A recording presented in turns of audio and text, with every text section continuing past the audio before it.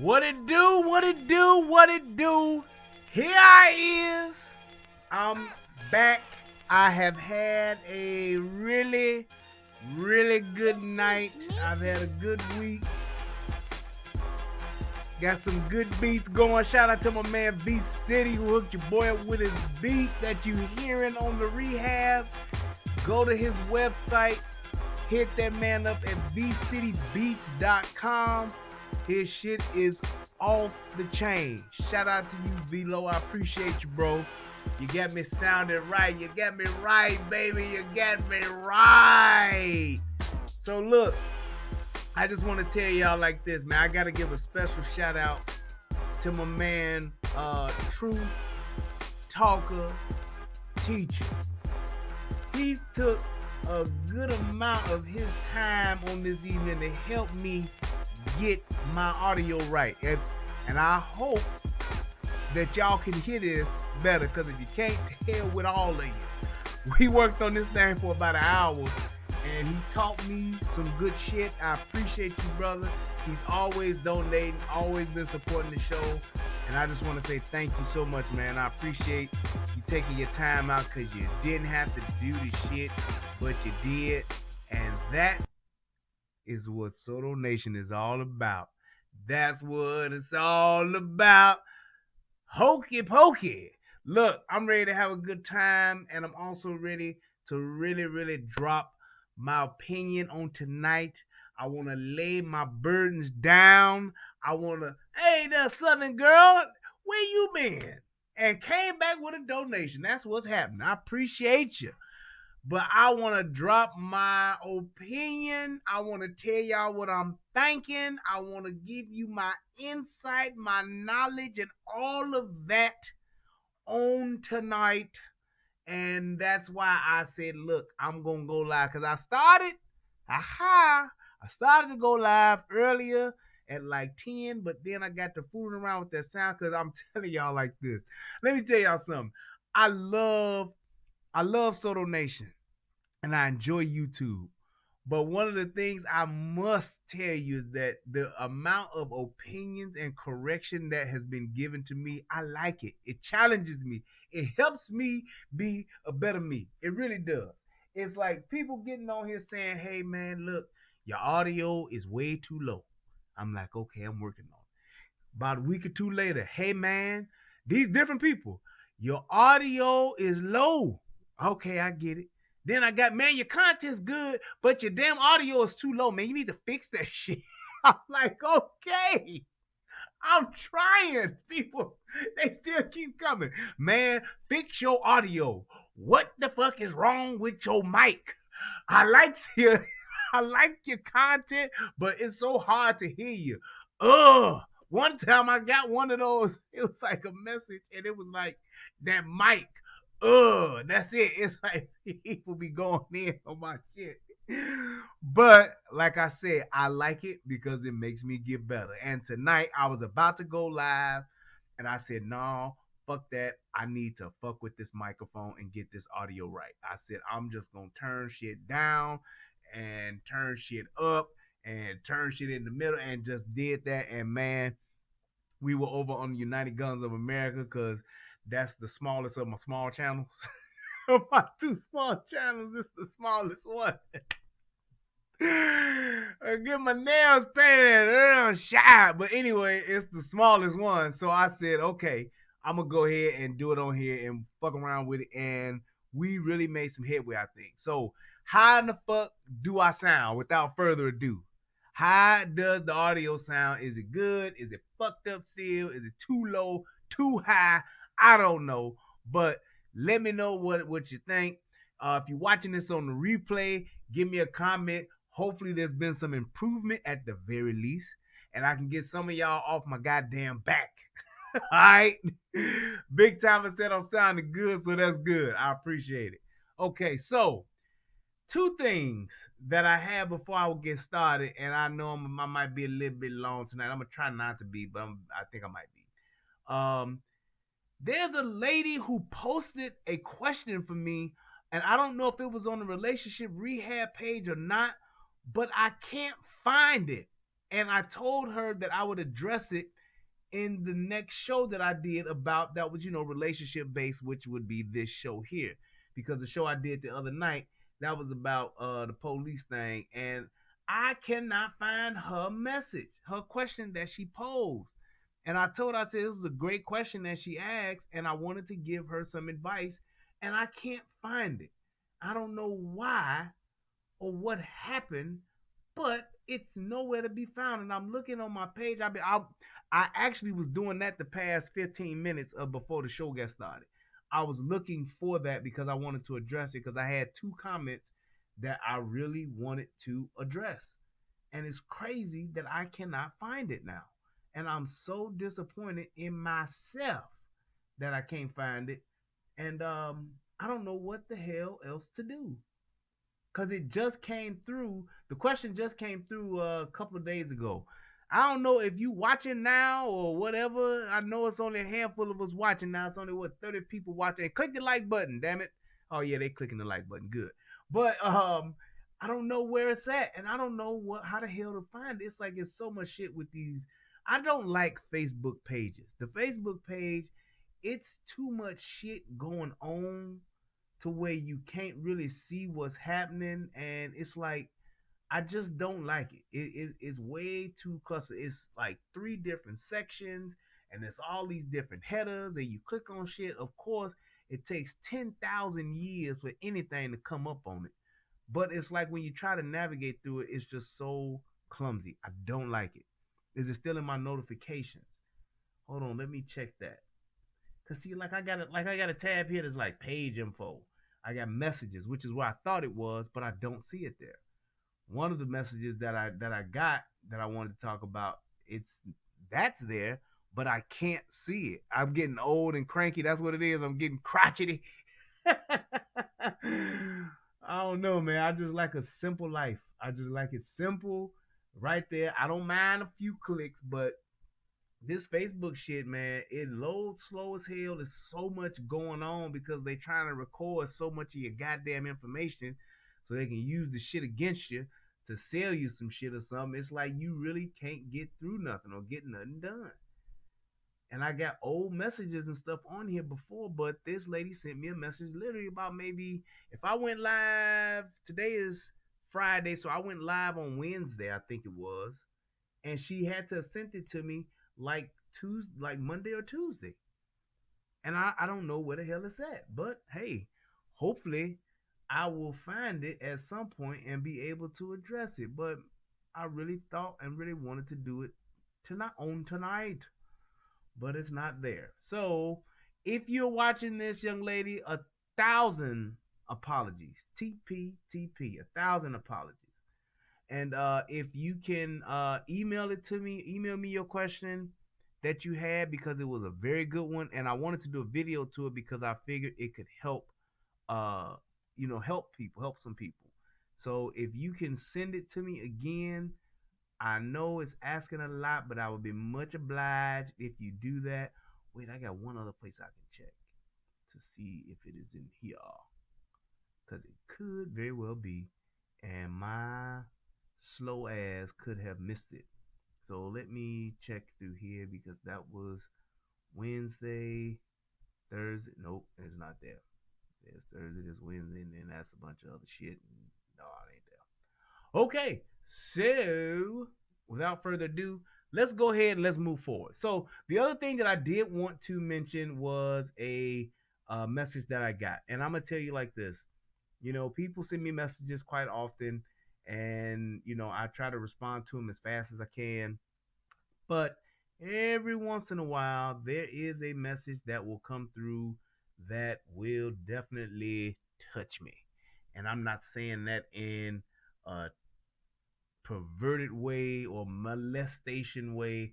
It will touch me, and it will, man, make me really think about what it is that I do and what it is that I what you call it, and what it is that I do here, and I really do appreciate it. Let's see here. Where is it?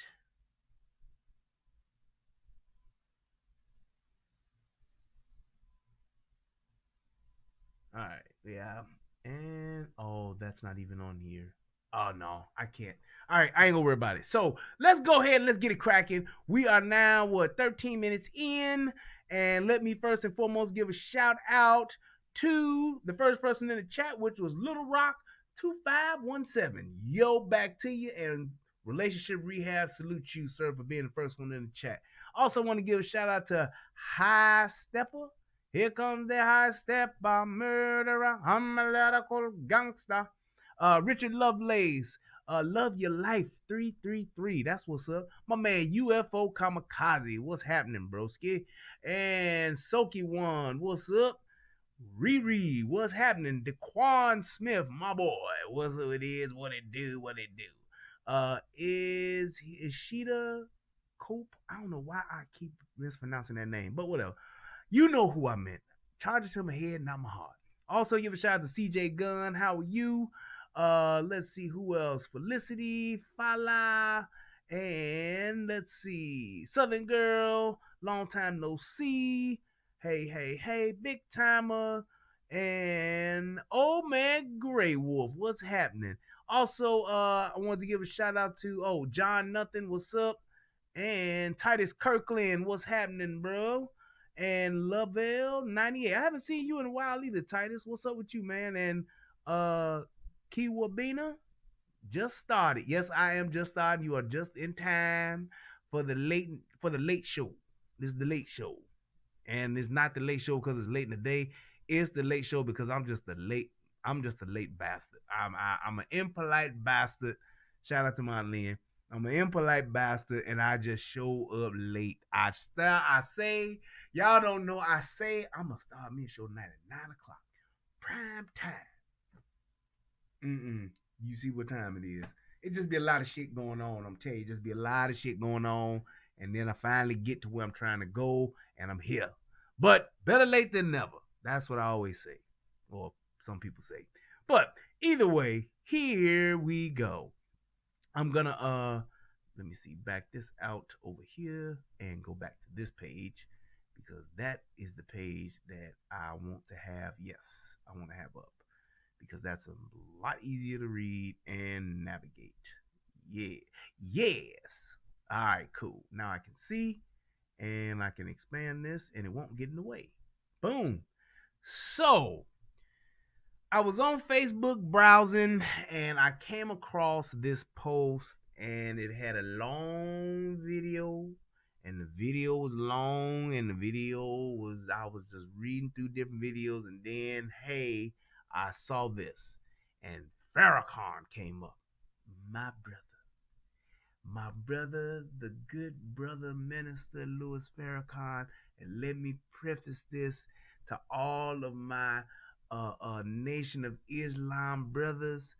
I don't have no animosity, no angst. That's why I wore my bow tie to show y'all that hey, I ain't got no beef. I just got a disagreement. That's it with some of the things the good minister Reverend Doctor is saying, and I just want to just voice my opinion.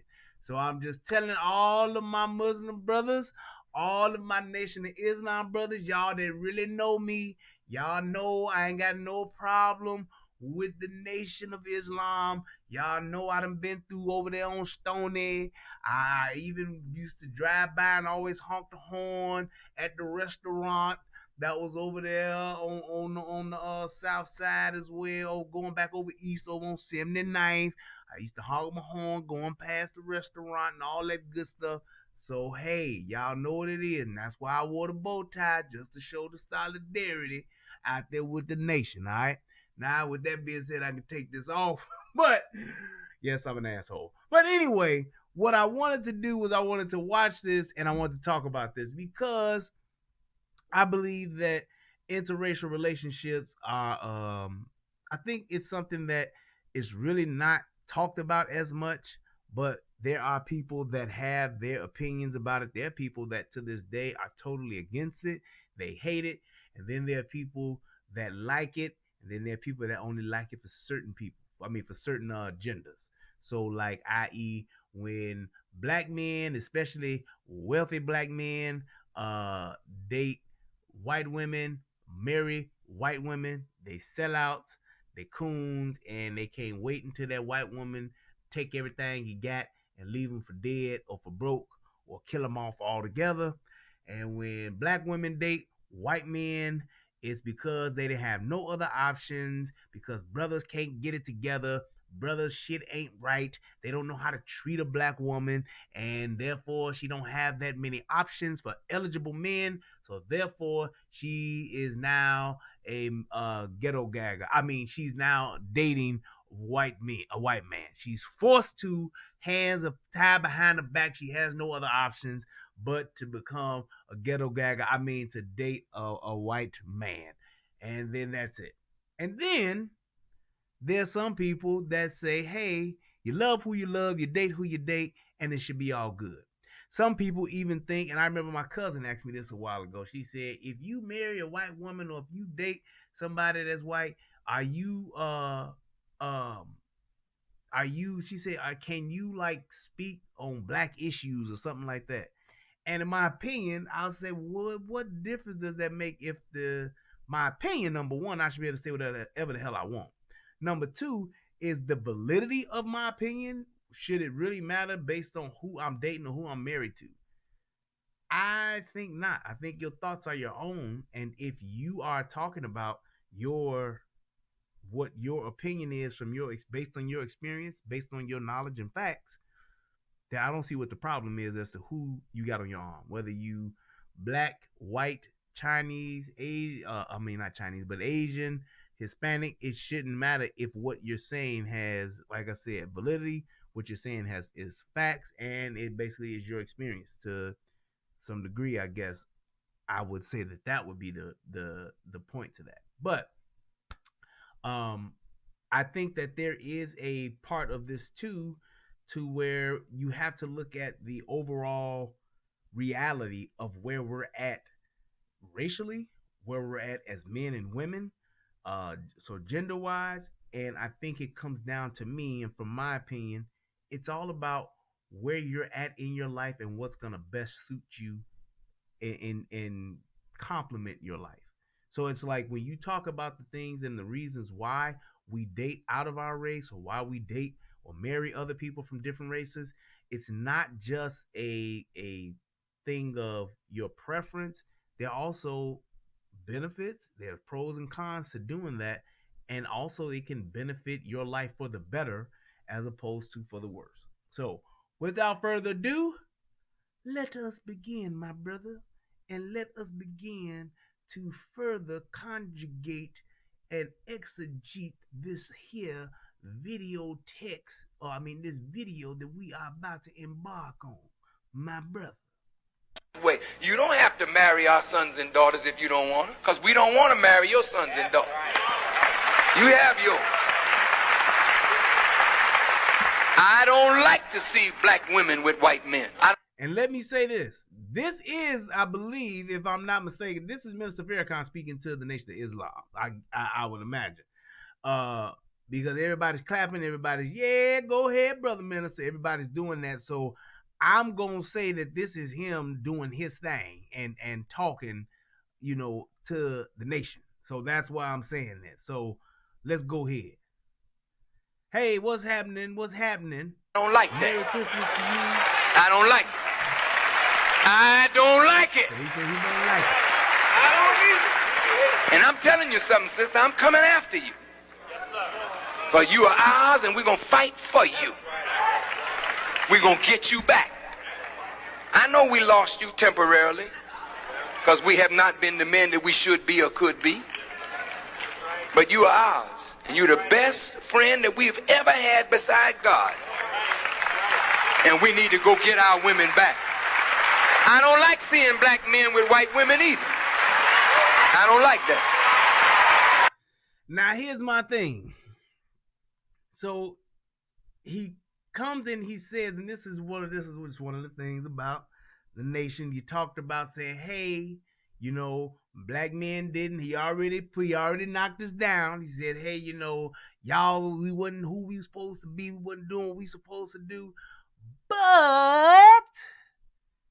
there's a flip side of that coin too, as to say, well, the women ain't who they supposed to be, and they ain't been doing what they supposed to do as well. So it's kind of like a trickle down effect, if you will. It's kind of like a both sides thing, and I hate when people make that argument to say, oh well, because men don't do what the men ain't do what they supposed to do, then the women ain't they don't have no choice, so they do what they don't do what they supposed to do because the man ain't leading, the man ain't protecting the women. Here's the thing: when you look at the men and the women side of this, take it a few years back and look at it from when these men were young men and young women. Take it a little further back and take it to where they were young girls and young boys. And when you look at the dynamic of the family, which takes us back to what Tommy always says, a fatherless America, the breakdown of the family, especially in the African American community, is at the crux of the greater majority of all of our problems. Because not having men in the home and women thinking that they independent and they can raise these men on their own, and they can. I saw a post the other day where somebody said, "Can a woman teach a man teach a boy to be a man?" And they was like, "Yep, sure can. My mama did it. Yeah, my mama did it too." And it's like, that's our problem right there. The fact that you think you don't need the other and that you can go on and be just fine without the other, you've bought into a false narrative that has been destroying us from the inside out for decades. Over some 40, 50 years, it's been just wreaking havoc on us. And we still haven't realized, whoa, wait, stop. Let's start to right this ship and start doing what's best for us in spite of what we think the society is telling us what's best for us. Let's just look at the cold hard facts. Every other nationality, every other race has their family intact to the degree of where at least the roles are stated and everybody knows who does what except us. And that puts us in a situation to say, well, now we look at what the men and women ain't doing, and we try to blame the men, and the men ain't doing this, and we doing all this, pointing the finger, when we really not looking at how we got here. Because how you got here is what you need to do and see so that you can start to see how to get back. Sometimes you have to retrace your steps and say, oh, that's where it went wrong. So that you can say, okay, well, let's start by doing this so that we can counteract that. As opposed to pointing the finger and saying, well, you white women are doing this, and you black men are doing that, and you black women are doing this, and you white men are doing that. Y'all. Let's just say, well, what's wrong here? And why are we here? And how do we get back to where we need to be? I know you say I'm a racist. And you can boo me if you want to. And when they get finished beating the hell out of you, brother, you'll come home. Yeah, you see that? And that's one of the biggest things. It's like you act. Let's address the pink elephant in the room. From a male's perspective, one of the biggest reasons, and I hear people ask this question and make this argument all the time, and they say, well, why do black men date white women in the first place? One of the biggest reasons why black men date not just white women, but just women of other races, or even have that as their preference. We ain't talking about trying buys. We ain't talking about I just want to take her for a spin. I'm talking about straight on relationships. This is my preference. This is what I choose. One of the biggest things, and let's just get this out the way first before I get there. The physical attraction piece is all relative and it's all preference. The fact that this woman, the way that this woman looks, the way her skin looks, the way her hair looks, the way her breasts look, the way her butt looks, the way her body is shaped, all of that is relative. That whole thing of trying to make it seem the way you make it to where you make it hurts black women because black women are trying to live up to an American beauty standard, that's all a bunch of bullshit. Because what you perceive and what you like and what's visually pleasing to you, that's up to you. If I like a slender athletic woman, it has no bearing on whether she black, white, Asian, Korean. It don't matter. That's my preference when it comes to physical, the physical aspects of a female. If that's just like females who don't like fat dudes. If a dude is fat, he fat. It don't matter if he white, it don't matter if he black, it don't matter if he Hispanic, it don't matter if he Asian. He's fat. You don't like that. You just don't like it. It's a thing to say, oh well, you don't like your mama, or you don't like your race, or you a self hater. You not a self hater if that's one of the things that you like. Everybody has their preferences. It's the same thing as tall or short. The whole physical aspect of that, as far as what your preference is, that's all about what it is. Now, I will say this: what you are exposed to does play a part in that. It does, because there is something when you grow up in an all black neighborhood and everybody looks just like you will do one or two things. You will either only have that, you will have that preference to date dark skinned women or women that are light skinned or black women, whatever, or it could be something about the complete opposite or that contrast to where you like that. You're drawn to it. The whole opposite attracts type of thing. That could very well happen. But the majority of people, you will date what you know and what you have been exposed to for the majority of your life. It's just like people in the hood who, just like how we all that grew up in the hood, shout out to the Wild Hundreds, people that grew up in the hood, we are more comfortable and partial to those things of the hood because that's all we've been around. That's all we've been around. It's all we lived around. It's all we did. Just like when you talking about when you talk about top ramen noodles. Niggas in jail eat top ramen and niggas in the hood eat top ramen. Why? Because it's a poor man's food. High as fucking sodium is guaranteed to get your pressure up and give you some type of ailment or diabetes or something, but we are all partial to it. Why? Because we've been exposed to it for the greater majority of our lives. Your ass is broke and you got $5 and you got to eat for 5 days. What you gonna do when you go to the store? You gonna go buy you 5 packs of noodles and get out how you live. That's just the truth. That's what you gonna do because it's what you've been exposed to. That's just like when the whole when the real estate market crashed back in 2008 and motherfuckers was struggling. It was a lot of wealthy white people walking away from their homes. People are leaving the keys in the mailbox and walking away. Motherfuckers was struggling. Most niggas was surviving still because we been there, done that. Nigga, I done been broke. Nigga, I done been without a job. I done been to where I know I ain't got shit. I know how to survive and live off of that. So it's stressful to the greater majority of the country because that's what they weren't used to. But for niggas in the hood, it was like, damn, it's a little fucked up out here, but we getting along. We was still smiling, still kicking it, still doing what we gotta do. Had to turn and increase the hustle a little bit. Some of us went and sold some weed. Some of us went and sold some coke. Some of us was already selling weed. Some of us was already selling coke. But we were still doing the same thing. Some of us started stealing a little bit more. It was still the same hustle. It was just on a different scale because that's what we've been exposed to the most. And that's the same thing when it comes to that preference thing. That's just like back in the day. And y'all just think about this. Think about back in the day, that one white dude, that one Hispanic dude. Shout out to my man Berto. The Hispanic dude that grew up around you. It was like that dude. Hey, he grew up in the hood and everybody was cool, but all the girls liked him. They just did. That light skinned dude that was damn near white. Y'all remember everybody in my hood? Y'all remember Frankie with them green eyes? Had all the hoes. Didn't say 2 words or too much of nothing, but every girl in the neighborhood wanted to sleep with Frankie. Wanted to give Frankie some pussy. Wanted to be Frankie's girlfriend. Wanted to have Frankie baby. Every last one of them did.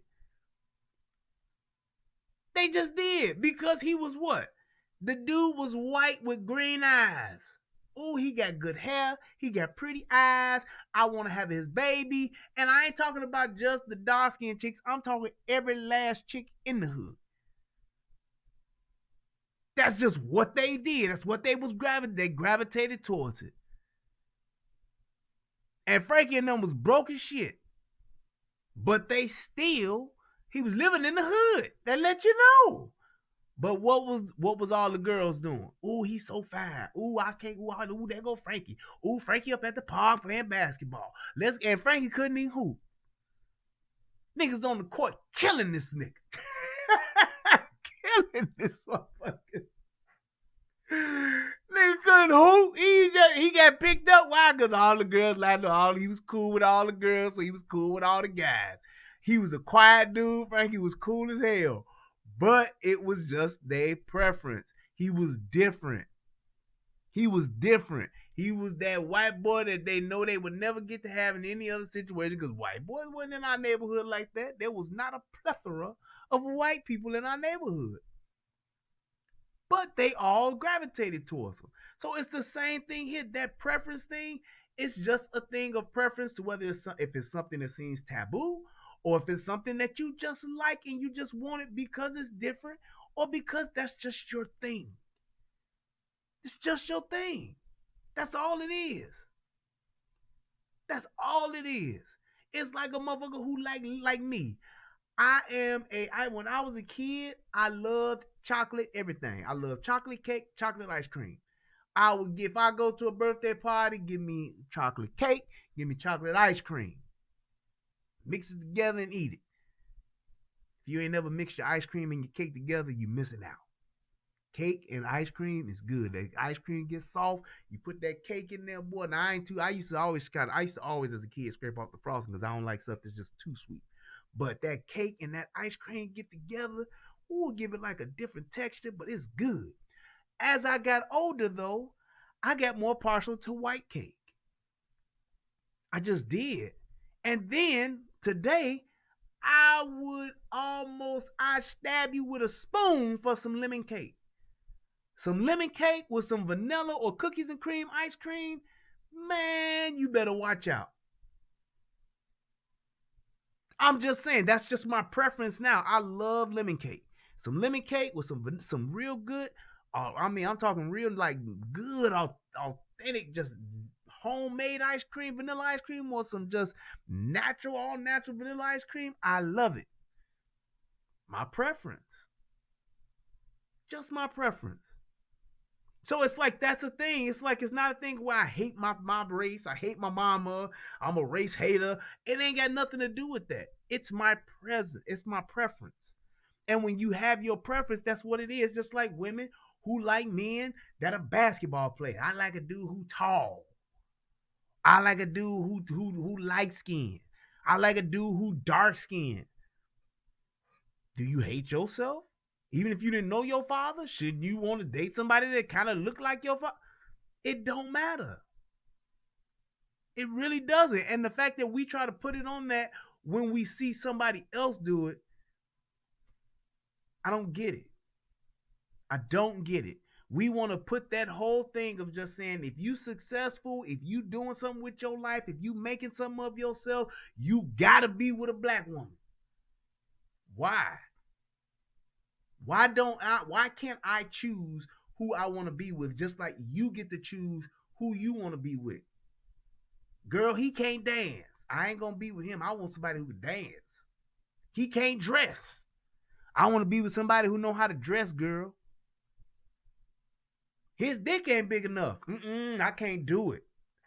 I can't tell you how many posts I've seen on just different little groups of just 30 and older, 30 something, 30 and grown, 50 and grown, 22 and older, 25 and up. All these different groups, and somebody will post in there something about giving head, something about your dick size, something about a woman's your titties, something about your ass, and that's the thing. Her ass too small, dog. I need a bigger ass than that. Do I hate my mama if I do or if I don't? Do I hate myself if I do or if I don't? Why is it okay for us to judge and for us to have these prerequisites for everything else but skin color?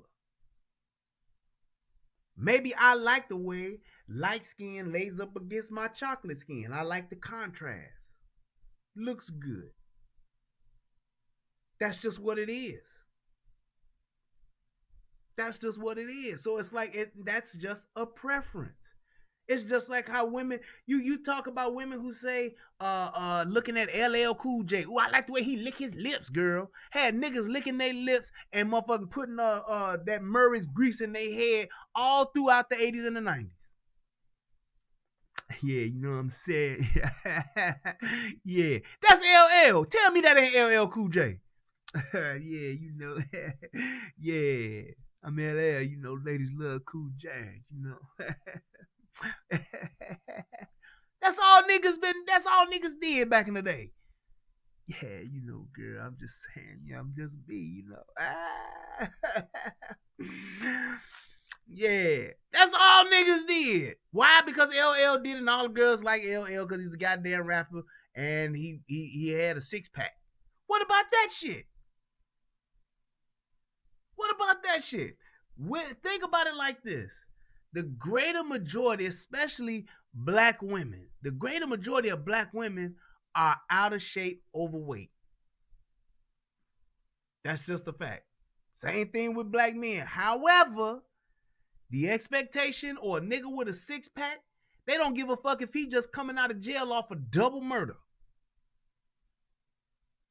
Nigga killed his last girlfriend and just got out. 6-pack, swole, big arms, y'all going. Right? Yeah, of course, and broke as fuck. Don't get no fuck, can't do shit for you, but look good in a motherfucking tank top and some jogging pants and give you some dick. That's all he got. I got this body and some dick. That's it. I ain't got no job. I ain't got no money. I got a record, and I can't get no job while I'm working for the government or nothing. I can't do shit legit. I can't vote, and I'm trying to get my license, but I ain't got no car. Come on, girl. Come on. Shit, girl. You see that nigga? You see that nigga? Nigga can have dreads stanking down to his back.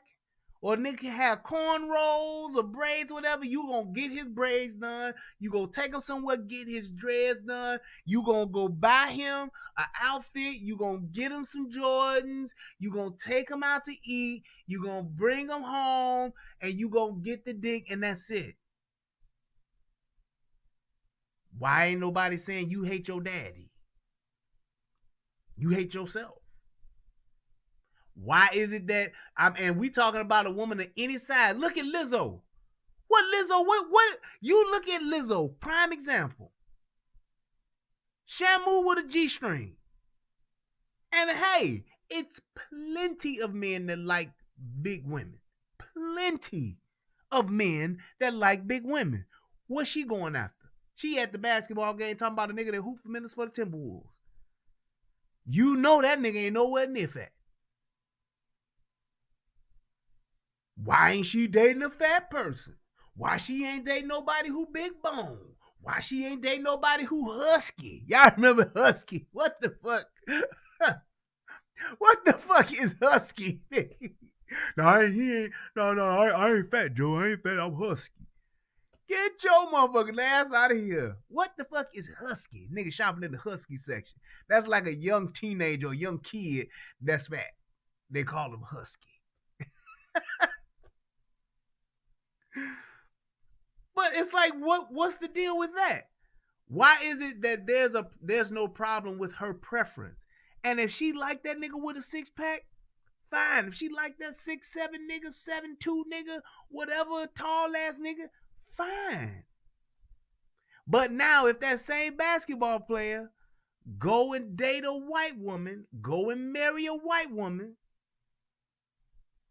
now what? Black men always doing that fuck shit. Black men always on that bullshit. Niggas always on that. Yeah, every time a nigga get some money, nigga gone and forget himself. But that's alright, cause when that bitch do him in, take all his motherfucking money, then where he gonna go? Nowhere. He ain't gonna have nobody then, so that's okay. That's what we get. That's what it is. That's what it is, right? Because it's not what you expect or want us to do. That's why. And when we don't do that, we the worst motherfuckers on the face of the earth. We ain't shit. Instantly. You instantly get the ain't shit stamp. Boop. So you think about that shit. It should just be your preference. Now, the other part to that, once you get past the physical, it is the cultural piece. It is the personality piece. It is the whole thing of just saying how you carry yourself. And oddly enough, for most adult men, those are the most important things. The way you act. The fact that you're just simply not loud.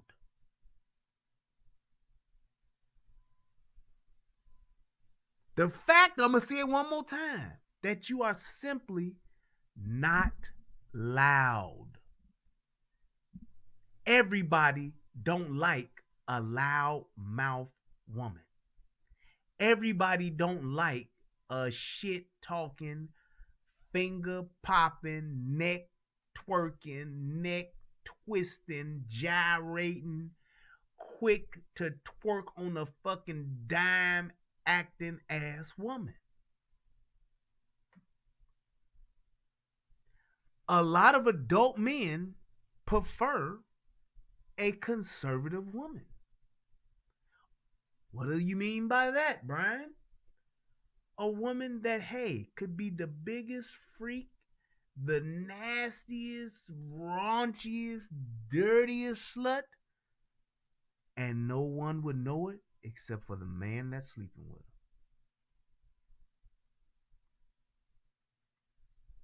She ain't on Instagram with her tongue out. Ah! She ain't on the gram with her titties bunched up with the upward shot like this because she fat and she want to bunch her titties up and every picture ain't filtered with some type of fucking animal ears, animal eyes to try to make her look more feminine, more cute. That's why and just think about it like this, ladies. If you are putting on cat ears, cats are what? With the exception of the fucking lion, cats are usually considered cute, adorable. There's something because of their fur. You want to pet them. You want to snuggle with them because they're soft. Even if it's a fucking jaguar. That's just what it is. And think about that. Most of these women, especially our black women, they get on Instagram raunchy, ratchet, loud, ignorant, ghetto than a motherfucker, and every picture got a high ass filter that's lightening their skin, smoothing out all the fucking acne and motherfucking pizza puff grease popped on my skin, face, neck area, smoothing that shit out, and then I'm gonna put some type of cat ears and some bigger eyes that makes me look more sweet and docile and cuddly. But yet and still you want to act ignorant and ghetto than a motherfucker. I can't tell you how attractive it is to just have or to be able to just see a feminine woman. I love the fact that my wife, yes, she from the hood, shout out to the 10 tray all day, but she knows how to carry herself. And she is feminine. My wife ain't gonna be out there taking out the garbage and all that type of shit. She don't do that. And I like the fact that she likes being a woman. She likes dressing up and being feminine. She is conservative. She is a lady. Grown in a motherfucker and still says yes, sir, and yes, ma'am. I'm just saying. That's the difference. One of the big differences. Now, will she sit up and watch the motherfucking Black Ink Marathon? Sure in the fuck will. Will she sit up and she can tell your ass everything about the love and hip hop sagas? She can tell you everything about what's the other one? Women of Atlanta, not Women of Atlanta. The Peach Ladies with Nene Leakes and all them ugly motherfuckers. Them big grown old ass arguing rich hoes. I ain't never seen no shit like that before in my life. Black women across the world should be housewives of Atlanta. There we go. Should be fucking pissed off at them women. Well off women, and they ain't doing shit but talking about each other, talking cash shit about each other, dogging each other out, airing out each other's dirty laundry, and treating each other like shit. That's all they do. And they housewives of Atlanta. Y'all ain't nothing but a bunch of old hoes from Georgia. That's what they need to call that shit. Old hoes from Georgia.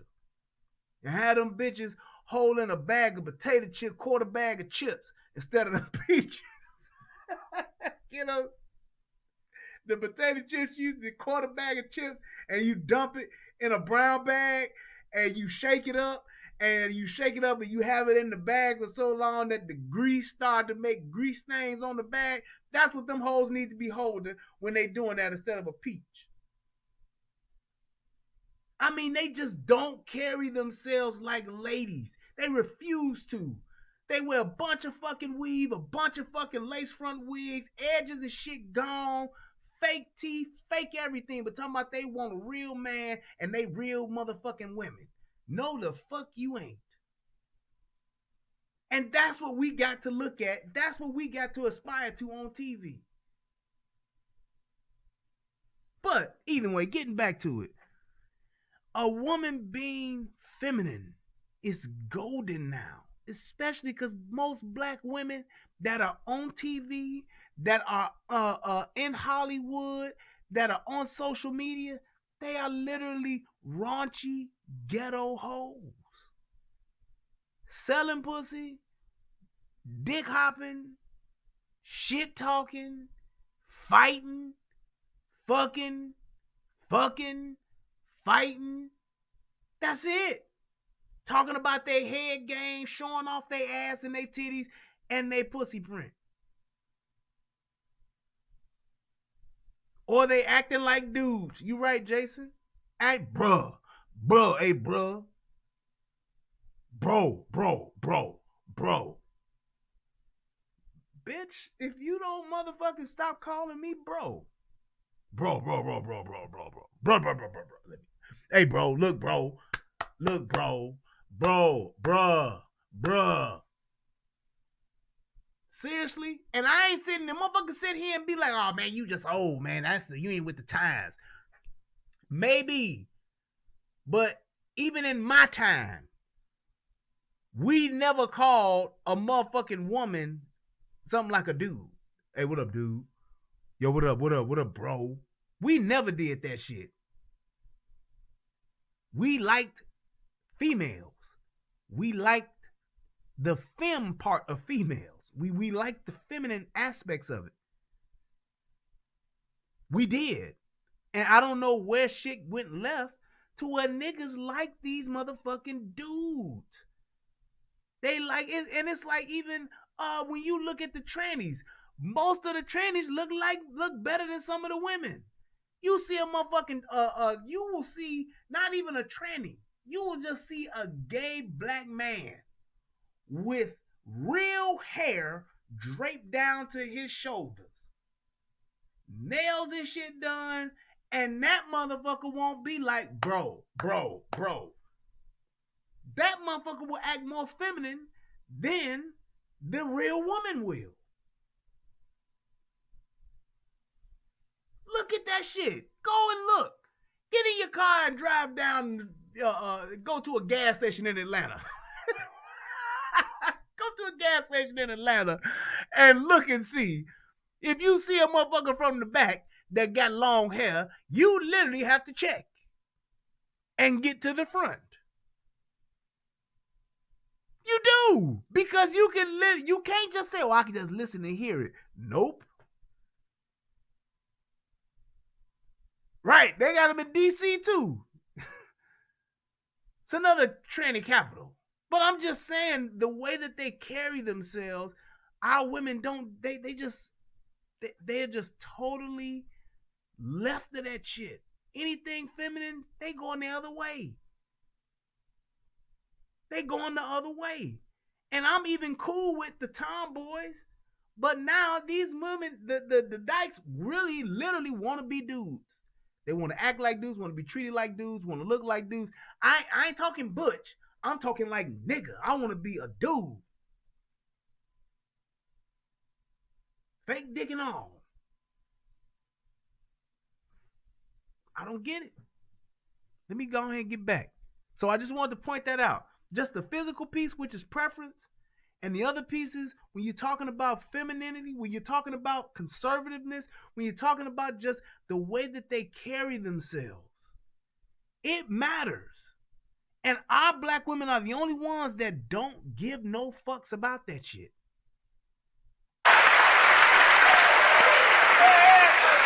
And I'm going to tell you something. These white men are getting sick of you. They'll let you have her for a minute, but today, the conservative mood in white America is getting worse and worse and worse. So you just keep on walking down the street with that beautiful white lady talking about how much heaven you in. And you find yourself going somewhere quick. We don't know whether it'll be heaven, but you sure won't be here. These white boys gonna stomp you for that. Leave her alone. What do you want her for? The same thing that any man would want a woman for. The same thing that a woman would want a man for. It's the same exact thing. It's like, I don't know why we are. It's like there are parts of this that you can break down and dig into, but then there's just some parts that we just like overthink and put too much into to try to figure it out and go the long way and take the scenic route to get around the corner. Like, we want to go 5 blocks up, 3 blocks over, 2 blocks back, 8 blocks up, 6 blocks back down, and then we make another left when we could have just made a quick turn and be like, oh, it's right here. What would you want any woman for? And it's just gonna be, it's like, look at it like this. Let's keep it 100. Let's be real. What is it that men really want from women? The looks, the companionship, and what it is that you bring to the table, being an asset. What do women want from men? The resources, the looks, and pretty much what they bring to the table. What can you do for me lately? What have you done for me lately? Women are attracted to resources. Women are attracted to bodies, to physical bodies, just like men are. They are. So it's like, what do you mean? What do you want her for? What do you want? What do any man want a woman for? In general, that's all it comes down to. What can you do for me? What can I do to you? Now, men will take it more. Men, once we find what we really want and what we truly want to be with, when we are mature, we will take that and want to build off of that, and that's where we want to stay. Women have so many options because they can just dip and go and take and go to this person for a while, get all the resources I can for that, see a better opportunity. Oh, now I don't want to be with that person no more. We ain't growing together, and then jump on to something else. They can do that with no consequences or repercussions.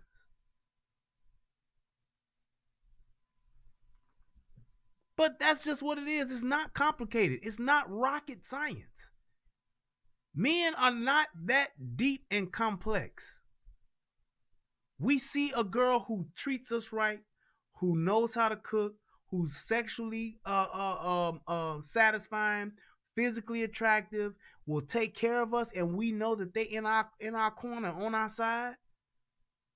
and bring and add value to us, what will we do? We will invest our time, our energy, and our resources into that woman. She will have access. And the better she is at those different things, the more access she's granted. Now, when we talking about just the whole sexual prowess, the whole thing of men just out here fucking and getting pussy, that's young men. I'm talking about when men get to the point to where they're ready to settle down and where they're ready to do those things to build their lives. That's what they will do.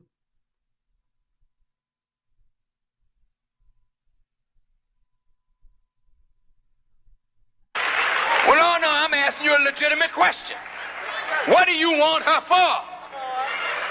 Because all during slavery, when our women were looking beat and bad. Beat and bad and what? Sleeping with a white man. Let's see if he mentions that. She was looking fine and pretty and smelling sweet. And we always desired the slave master's daughter. And she kind of liked you too. And here's the other part to that. I'm not gonna dispute that. I'm gonna let you have that one, minister. Brother minister.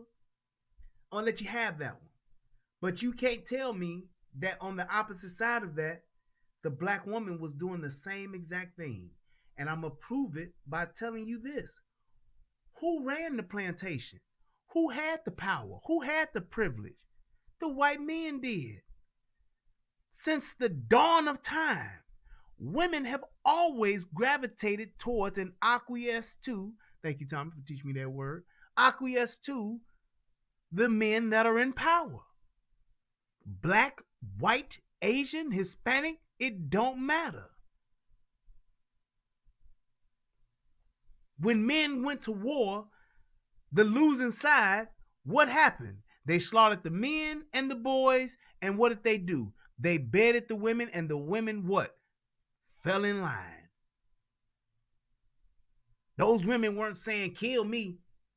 You killed my husband, you killed my boyfriend, you killed my betrothed, you killed my man, he ain't a whatever, I ain't gonna never play with no other. Nope. They was like, yeah, well, it ain't, it's better than dying. I'll suck a dick. It's better than dying. I've been over real quick. It's better than dying. I'll take 3 or 4 dicks. That's just what it was. That's just what it was. They acquiesced over to the same exact thing. Here we go. I see this man. He's in power. He got position. He has resources. He determines if I eat. He can determine what I have. I'm going to fuck him because that's what he wants. I'm going to give him what he wants, and hopefully I can survive. She wanted to have an African experience. You understand?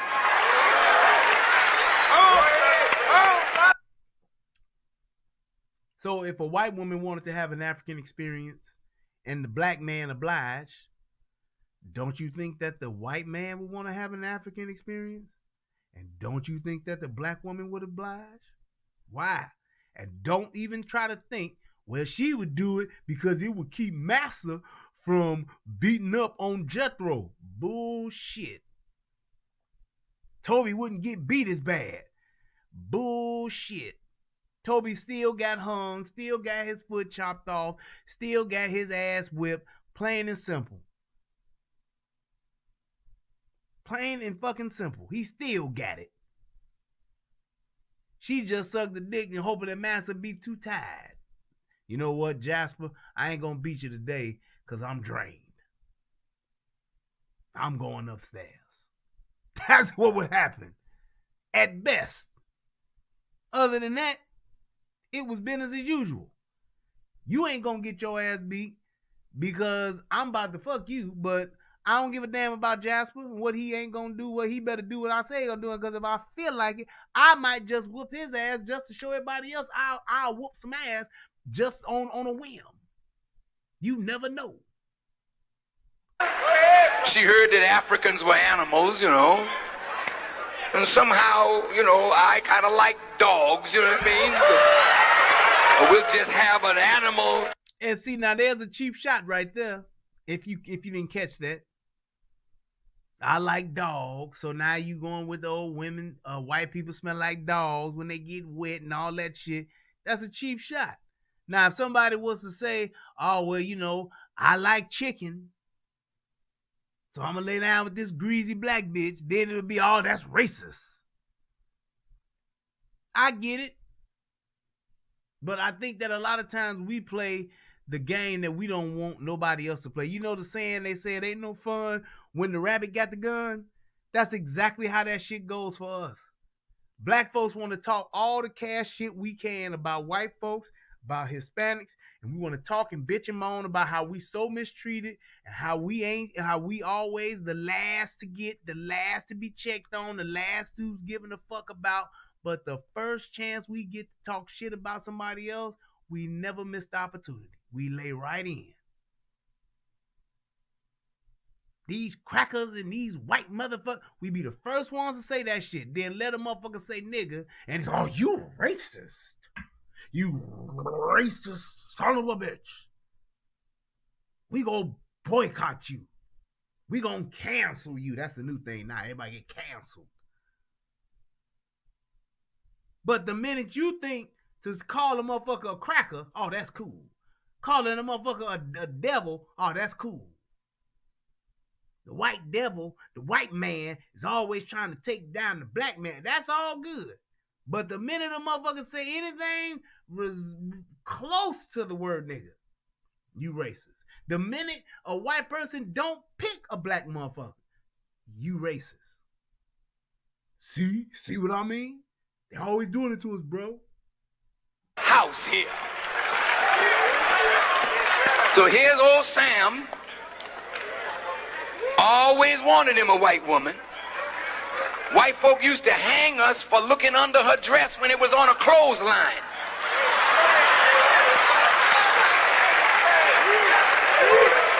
Now he's undressing his white woman and sending her to you.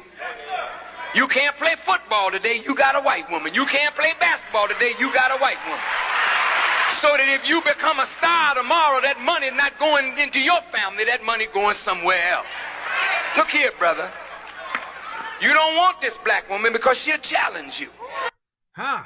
Okay, so before we get into this piece, when you're talking about saying, hey, the whole thing about the family, that money is going to that white family. That money is going to, well, now, if our families were intact, that wouldn't be the case, would it? If our women and our men valued family first, we'd have intact families, and that wouldn't be the case. If our men and if our women had their shit together to where we believe strongly enough in family to where it was our number one priority, that wouldn't be the case. But he's right. Most athletes, rappers, singers, whatever you want to call it, entertainers, they come from broken homes. So they don't have guidance from their daddies because their daddies ain't around. They don't have guidance from their parents because their mamas are so busy trying to get rich and trying to live off of their ass that they didn't establish themselves and set themselves up to where they can take care of their kid to where they're not expecting their kid to take care of them. So when you look at a white family, when you look at an Asian family, those parents have already set themselves up to where their children don't have to take care of them. Unless they're immigrants. But you look at your typical white family, your typical affluent white family, they ain't got to worry about that.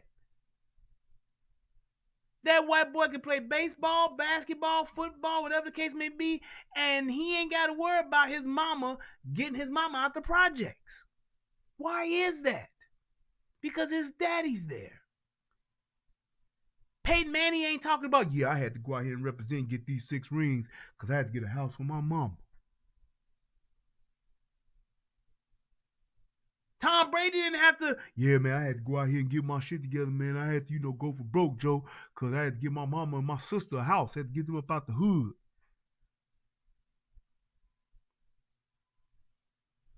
You don't hear that. You don't hear Patrick Mahomes talking about, yeah, I gotta, I gotta go out here and do what I gotta do, man, because I'm the man of the house now. I've been the man of the house since I was 8, man.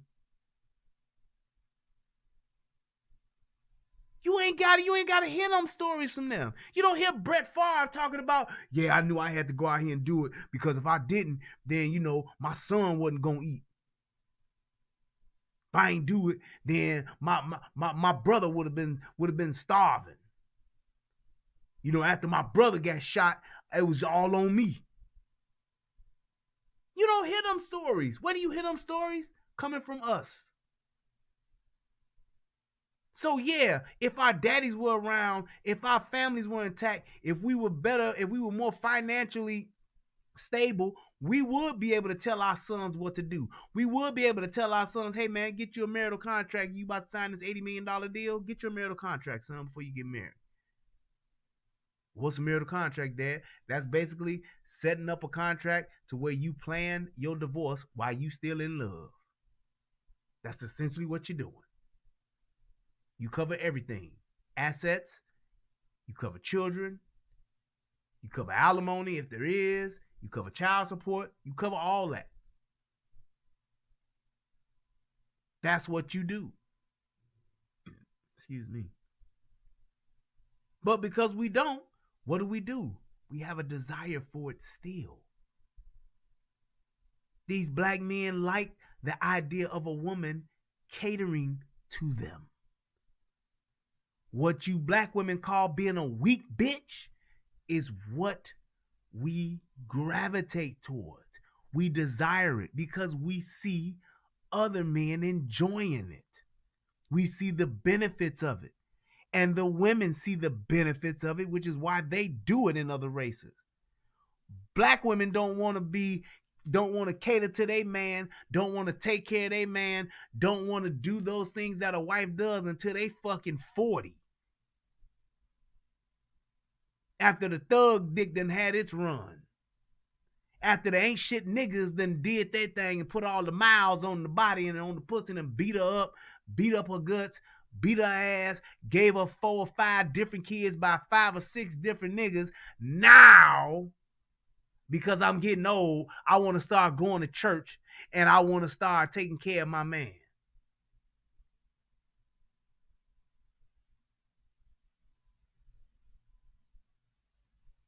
That's what I want to do. Email that to me, Jason. That's what I want to do now. And that's how it happens. Black women don't get their shit together until they hitting 40. And that's fucked up. Because they've wasted the great years of their lives when they should have been building a life with somebody. They start trying to do that shit when they 40, 45. Now they trying to get it together. And then they want to be born again virgins and want somebody to marry them off top. Bitch, you better give some top and hope that a nigga marry. The fuck? And you don't want no challenge.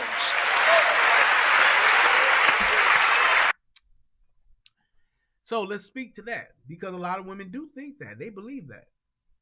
Black men don't want a black man to marry a white woman or marry an Asian woman or marry a Hispanic woman because he don't want to be challenged.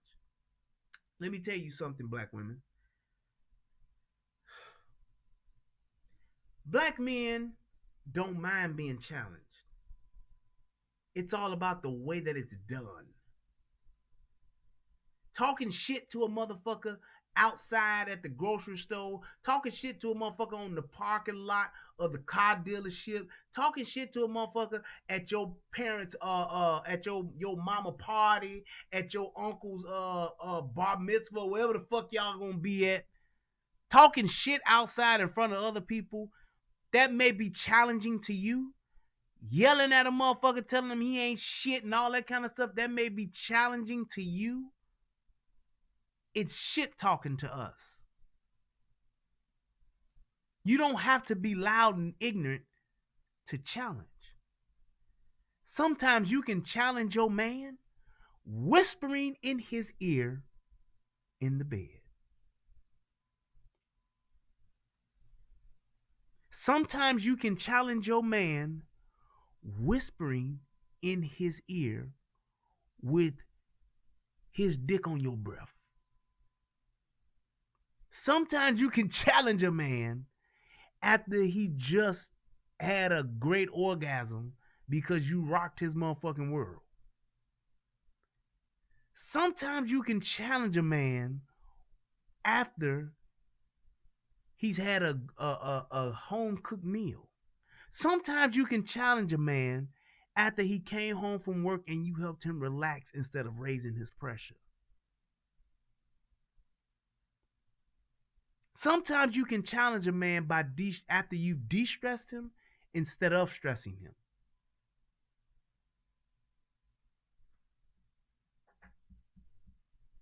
That's all I'm saying.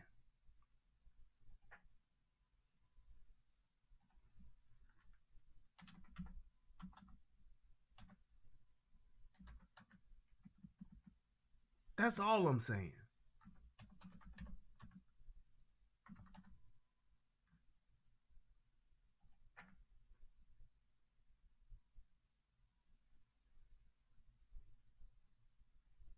There it is.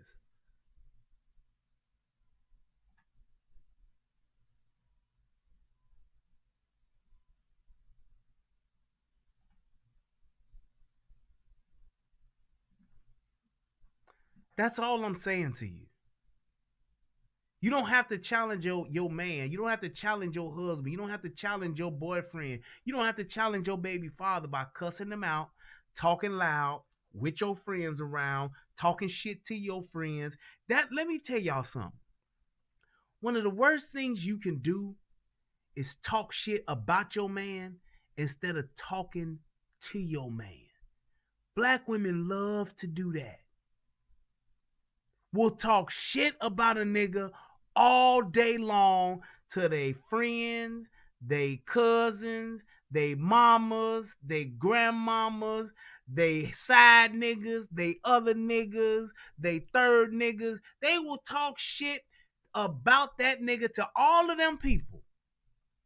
But they won't even for one moment sit and have a conversation with him about the shit that they don't like that he's doing or not doing directly to him.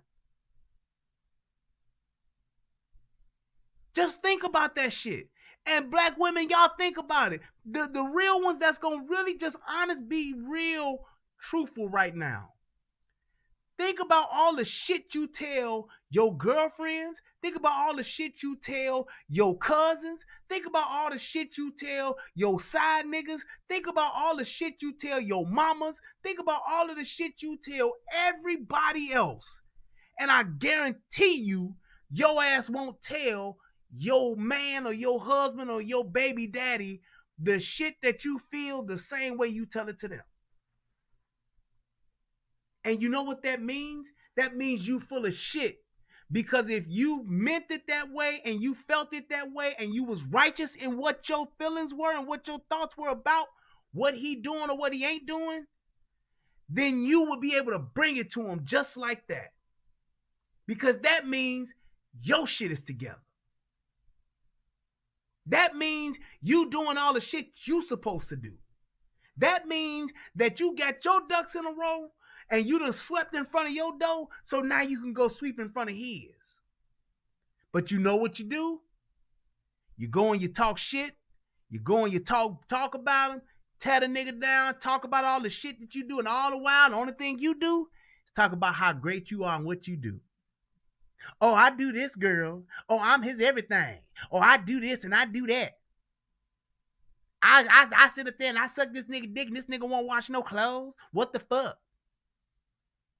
Well, did you ask him? You dumb bitch. Shit, he's supposed to know. I take care of his son all day long. Well, did you think for a second, bitch, that you there? And the key word in that is all day long, which means your ass is at home and his ass is at work.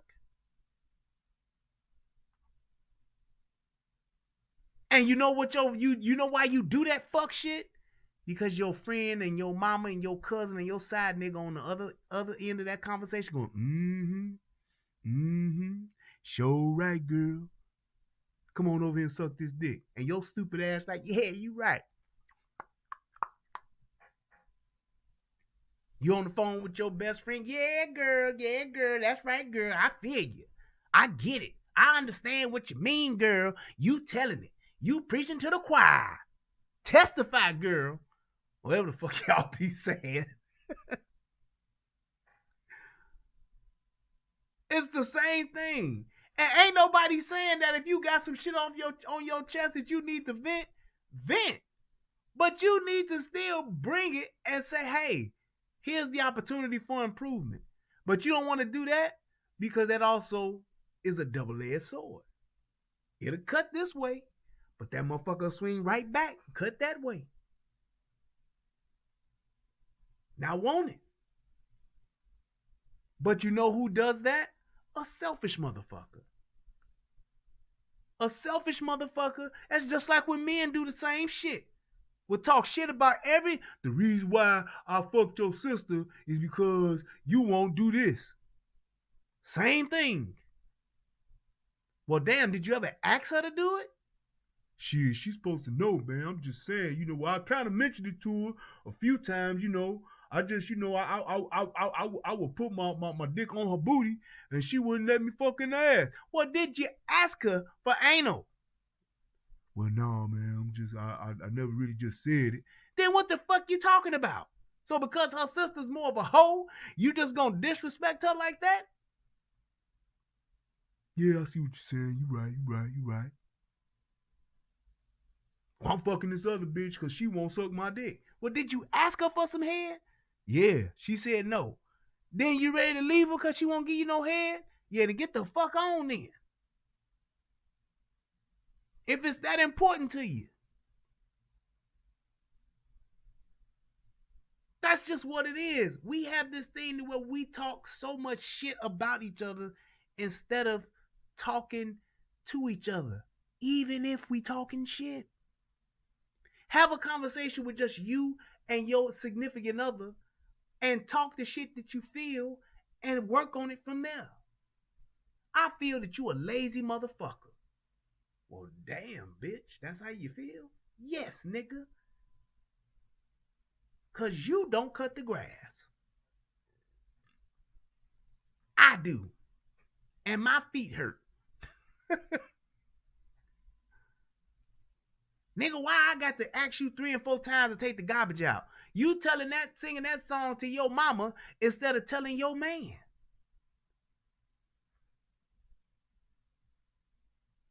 Who's really the motherfucker who's really at fault in this? When you just think about it.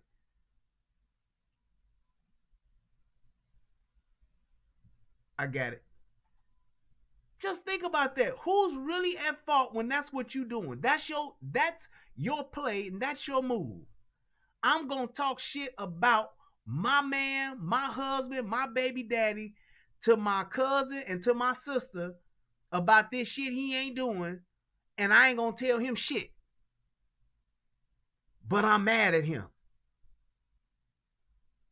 And then you ain't doing shit but singing a song about how you giving 1,000% and this nigga only giving 20. I'm his everything, and this nigga ain't doing shit for nobody. He just take. Well, damn, bitch. Maybe if you mentioned that to him once or twice or figured out a way to say, hey, here's how you can help me, maybe, just maybe, you could get some type of help. Maybe if you just stopped spending so much time throwing that nigga under the bus and got on the bus with that nigga and say, hey, let's go take this motherfucker somewhere else. Because where we at right now, that shit ain't happening. It ain't cool. As opposed to just saying, girl, I don't know how much more of this I can take. If it's that bad, fucking leave. If he's doing that much fuck shit, hey, look, man, if you can't fix this, I'm out. And be gone. Real talk. Because all you're doing is prolonging the inevitable. If you're that unhappy with your man. I don't know how I got here, but shit, I'm here.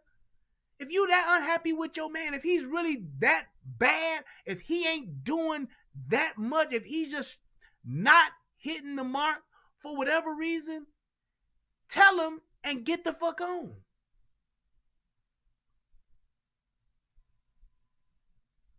Because that's what being a real bitch. That's what being I'll stand on mine. That's what being I live in my truth. That's what being I stand in my truth.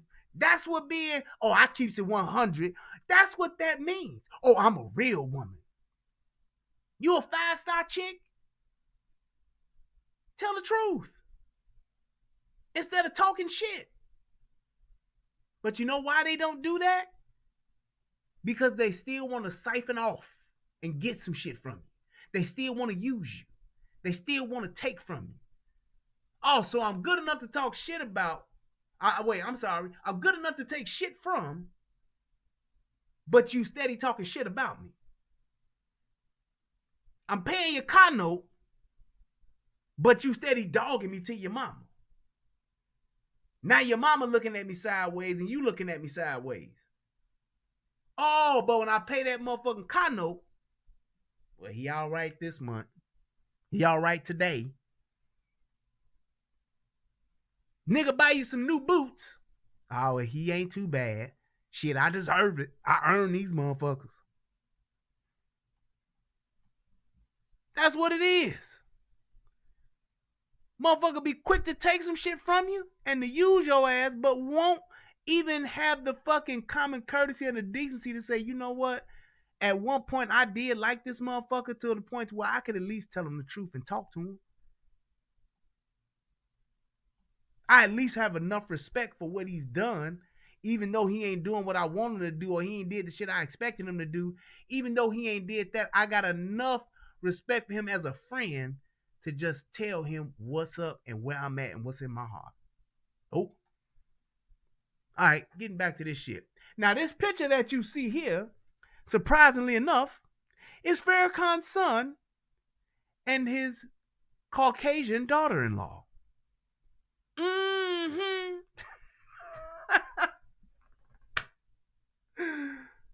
Wow. So even though this shit looked like it was shot in the 90s that he's doing, but I guess, hey, I'm hoping that maybe he's changed his opinion on a thing or two since then. I want peace between the races. And the only way you're going to have peace between the races, let the white man have his white woman, you give us our black woman. Now, of course. Now, here's my thing, and here's where I agree with that. If the white man want his white woman and the black man want his black woman, fine. Why not just go be who you want to go be with? And this should be a non-issue.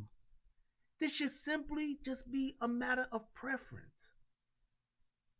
I prefer to be with this person because this is what this person does for me. This is why that person makes me feel. This is what I enjoy being with this person. Because white women, black women, Asian women, Hispanic women, they are all different. Yes, you can find you a ghetto Asian chick. Yes, you can find you a real preppy black chick. You can find you a real well-spoken Hispanic chick, and you can find you a real ghetto Hispanic chick. But they all, for the majority, they're different. And they have different ideas, different beliefs. And then, from a woman's perspective, they are different. They look different. They feel different. They smell different. Whatever the case may be, why can't it just be, this is my preference? Love transcends all, don't it? Doesn't it? The question is, are you really in love? I'm going to ask you, white man that got my black sister, do you really love her? You're a damn liar. I guess the motherfucker can't answer the question. And it's like, this right here is what I just totally disagree with. How the hell are you going to say that the white man just don't love the black woman? Like, does the black woman love the black man? Yeah, you're lying. You a lie. It's the same shit. You're basically saying the same goddamn thing. If you're sitting there telling me that I can ask an entire race if they care about this race of gender, and then not they whatever answer they say, I'm gonna say, nah, you ain't. Nah, you don't. You can say, white women, do you love white men? Yes. No, you don't. Nah, you don't, you white bitches. Black men, do you love your white women? Yeah, we do. No, you don't. What the fuck? How can you even sum that shit up right then and there? And then now you can even argue the point to say, well, you look at how white men treat black women, you look at how black men treat white women, you look at how black men treat Asians, you look at how Asian women treat black. You look at that and then you say this. The way somebody treats you is based upon how you allow them to treat you.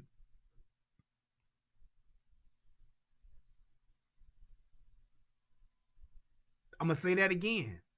When you look at how a race, when you look at how the society treats a certain gender or a certain race, it's all based on what you allow as that gender, as that race, as that community, as that group. It's all dependent on you and what you allow and tolerate.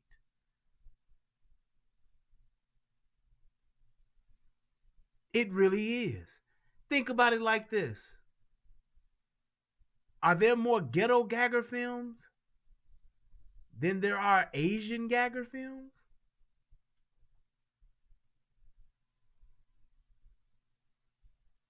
Are there more? Which one has more? Is it more ghetto gaggers out here or is it more Asian gaggers out here? There you go. When you look at what it is that we do as a people, when you look at what it is that we allow as a people, how we treat ourselves, that's a huge indicator as how to others would treat us. When all we do is call ourselves ain't shit niggas, ain't shit bitches, hoes, stank bitch, stank this, you that, you this, you that, you this, what would you expect from another race who don't know shit about you but what they see on TV? What they hear in the music, what they see on the music videos, what they see on Instagram, what they see on Twitter, what they see on Facebook, what they see on the news.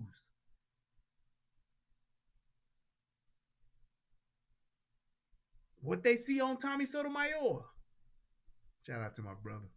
What they see on DJ Just J Soto podcast. What they see on the relationship rehab.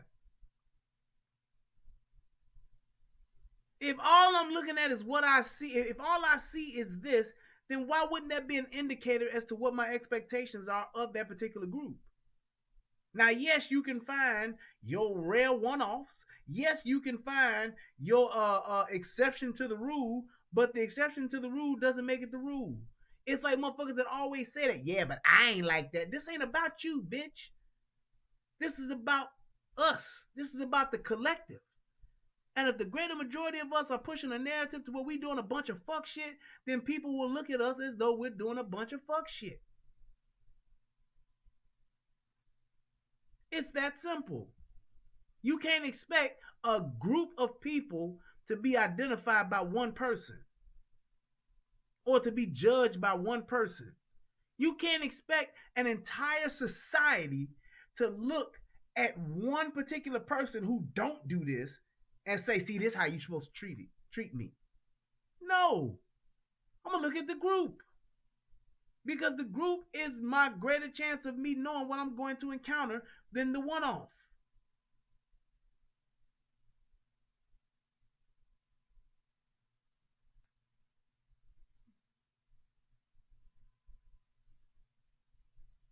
That's just it. How in the hell you gonna tell me you love my sister and don't love the father, that black father that produced that black woman? And you're a damn fool if you think that that man loved you.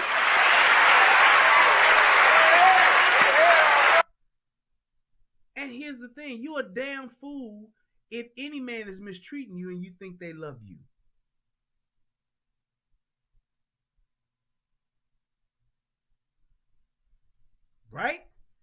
Tina Turner was a damn fool to think Ike Turner loved her. Right? Right. That's just how it is. And Brielle, I hear what you're saying. You say TV is programming them. TV is programming everyone. TV has been programming since the day it was conceived and it was pushed out. You know what the problem is? Daddy's not at home to stop the programming. Daddy's not at home to reprogram the programmer, the programmed. See, the thing is with what a daddy does, a daddy puts in security checkpoints. A daddy, a father, and parents together in a home, they instill security safety checkpoints all throughout a child's psyche. So there's only so much you can go and so much you can do and so much you can have input on to where it will stop and that firewall will come up and say, you can't get in here. That's what parents are. They're a firewall. Yep, you can go out into the world. It can be traffic going in and out, but when we see that fuck shit, firewall gonna burn it up. Block. Block. Block. And that's what makes us make that decision to do the other thing. 17-year-old girl, 16-year-old girl going to Kenwood and R. Kelly truck pull up outside. Firewall. I ain't going out there, girl. I know what he want. I know what he doing. Firewall. It's better than Border Patrol. Border Patrol, motherfuckers slip through that Border Patrol. I tell you. But that's what it is. That's what parents do. They are a firewall. They are the fence. They are the ADT security system. They are there to say, well, even if a motherfucker do bring some fuck shit to us, we can shine some lights on it. We can make some noise. An alarm can go off, and you can see, I see a threat. I see a possible, a bad situation happen. Let me go the other way.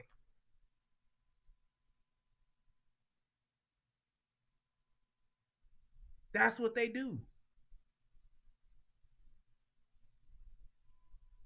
That's just what they do. That's how it worked. Don't talk that damn foolishness to me.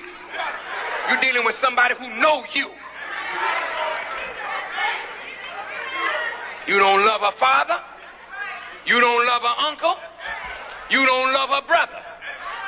You like her because she is pleasure.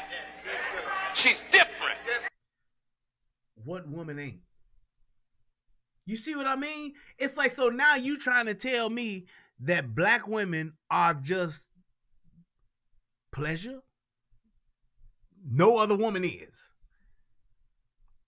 You can't get pleasure from an Asian woman. You can't get pleasure from a Hispanic woman. You can't get pleasure from a Mexican, but a black woman, you get pleasure from her.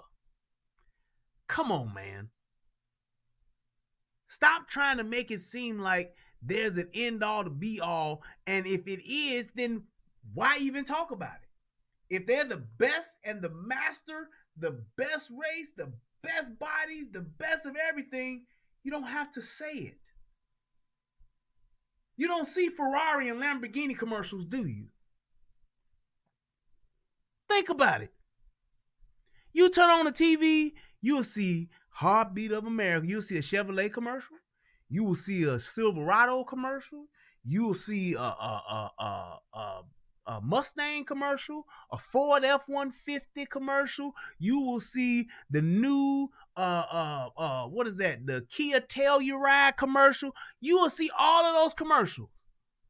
When's the last time you seen a commercial for a Bugatti? When was the last time you seen a commercial for a Ferrari? When was the last time you seen a Lamborghini commercial? Just think about it. When was the last time you saw one?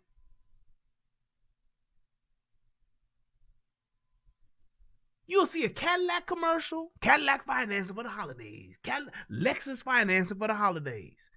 When was the last time you actually saw a Bentley commercial? How many Bentayga commercials have you seen?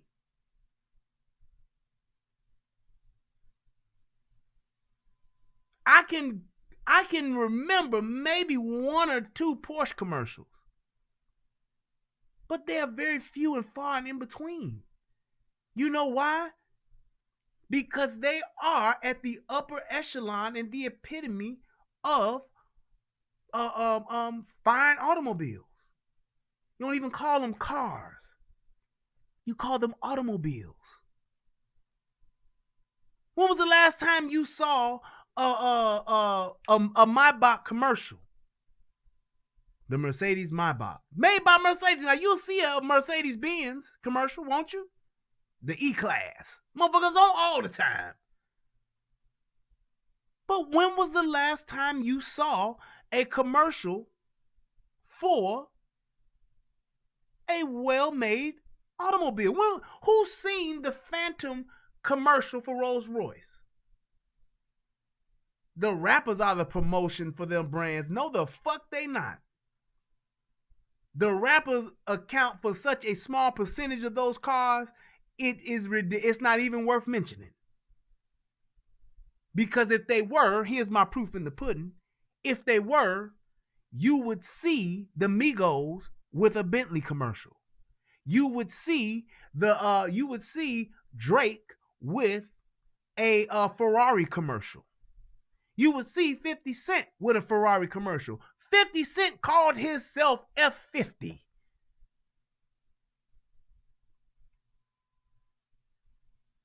You would see it.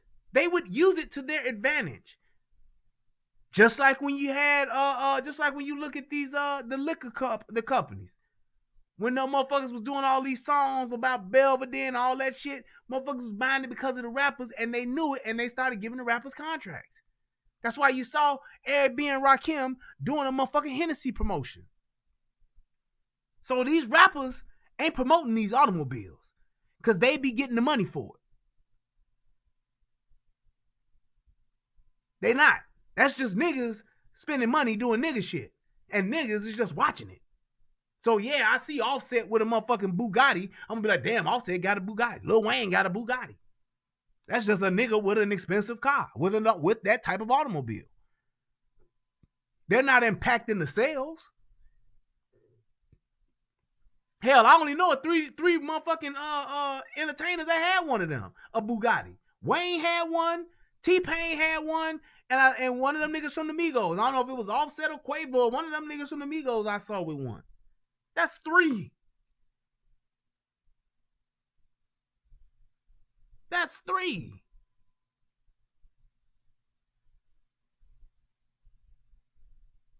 How many Breitling commercials have you seen? Most niggas don't even know what a fucking Breitling is.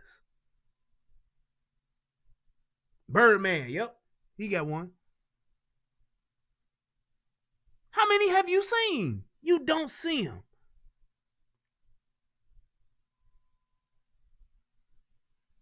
You don't see them. And all I'm saying is this. You can name that. See that, Jason? How many, Jason, just be honest. How many niggas really know what a Breitling is? Niggas didn't even know what a Hublot was until motherfucking Floyd started wearing them.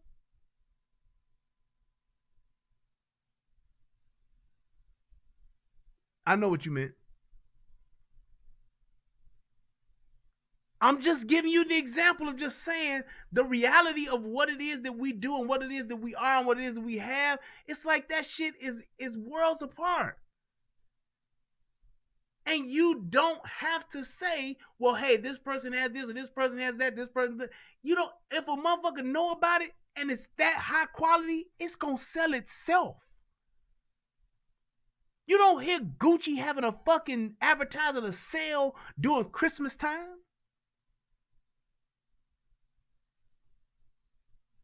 Thank you, Lanisha, for being honest. I never heard of it. And you know what, Lanisha? It was a time where I didn't know what it was. I said just the same. I said I never heard of it, Brighton. What is that? And my pastor showed me what it was. I was like, oh wow, I never heard of it. He educated me. That's all I'm saying. More Bugatti sold in Arab nations than anywhere else. Boom.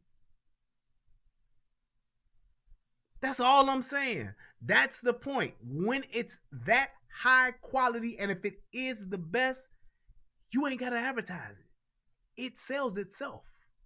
That's why you don't see it. If it wasn't selling, it would be out of business. It's selling.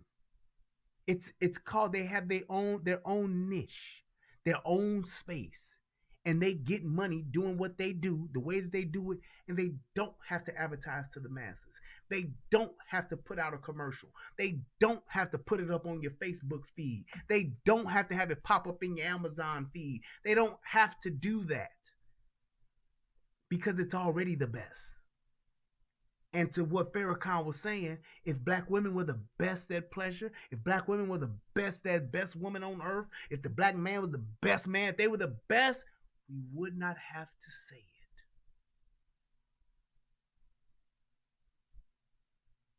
You see a 7-foot nigga on the basketball court, you gonna think he's probably the best player on that court to some degree. Sight unseen, ball not dribbled, game not started. Just seeing him stand there, you're gonna assume he's the best player on that court or one of the best. And he could be standing there, and on the court you can see Allen Iverson, not knowing who either one of them are. What are you gonna do? You're gonna assume that the 7-footer is the best. Why? Because the characteristics that it's displaying, that are being displayed to you, would dictate that. Yes. I know, Jason. It's just certain things that we just don't know about because we're not exposed to it. But that still doesn't mean, when you say, oh, you the best this, you the best that, you don't have to say it when you are. A Breitling is one of the best. What's the watch niggas go after? You talk about a watch with nigga, what they gonna say? They gonna say it's one word. What you talk about a fancy watch? What are niggas gonna say? Rolex. Thank you. That's what we gonna say because that's all we know. That's all we've seen. I got Rolex, dog. You get Rolex. Niggas didn't know about Audemars until Ross was talking about it. Audemars. It's an Audemars. PK. Yeah. Niggas didn't know about that. That Breitling and that PK. They didn't know about it because but the thing is, there's no commercial for it. We're not programmed for it. But some of the finest watches in the world. Finest time. They don't even call them watches. They call them timepieces. That's what it is. So when you talk about it, you promote it, yes, but there are thousands, millions of people who know about it, and it's just they don't have to promote it. It sells itself. That's my point that I was making with that.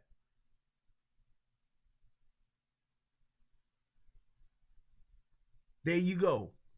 You buy Guess and you love those watches, your husband like you, that's what you know. And Guess ain't no bad watch. That motherfucker keep time. Don't keep time like a Rolex. Don't keep time like a Breitling. Don't keep.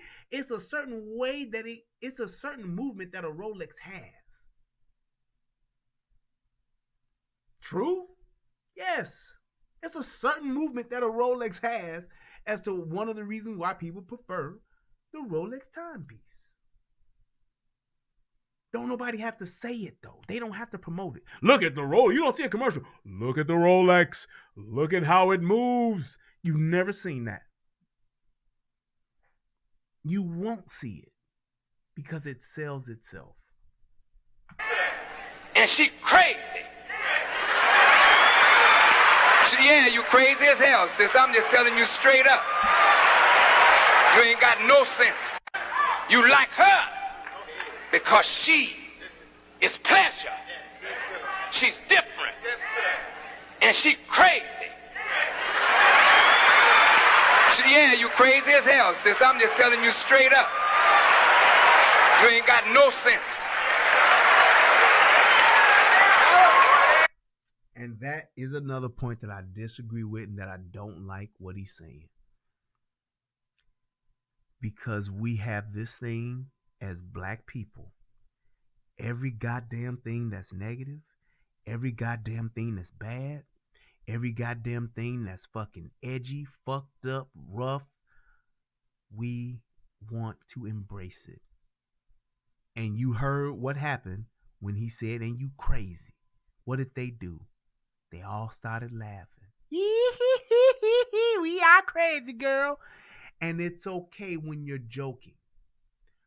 But the problem is, we've adopted that. Black women pride themselves on being crazy. They pride themselves on being ratchet. They pride themselves on doing fuck shit.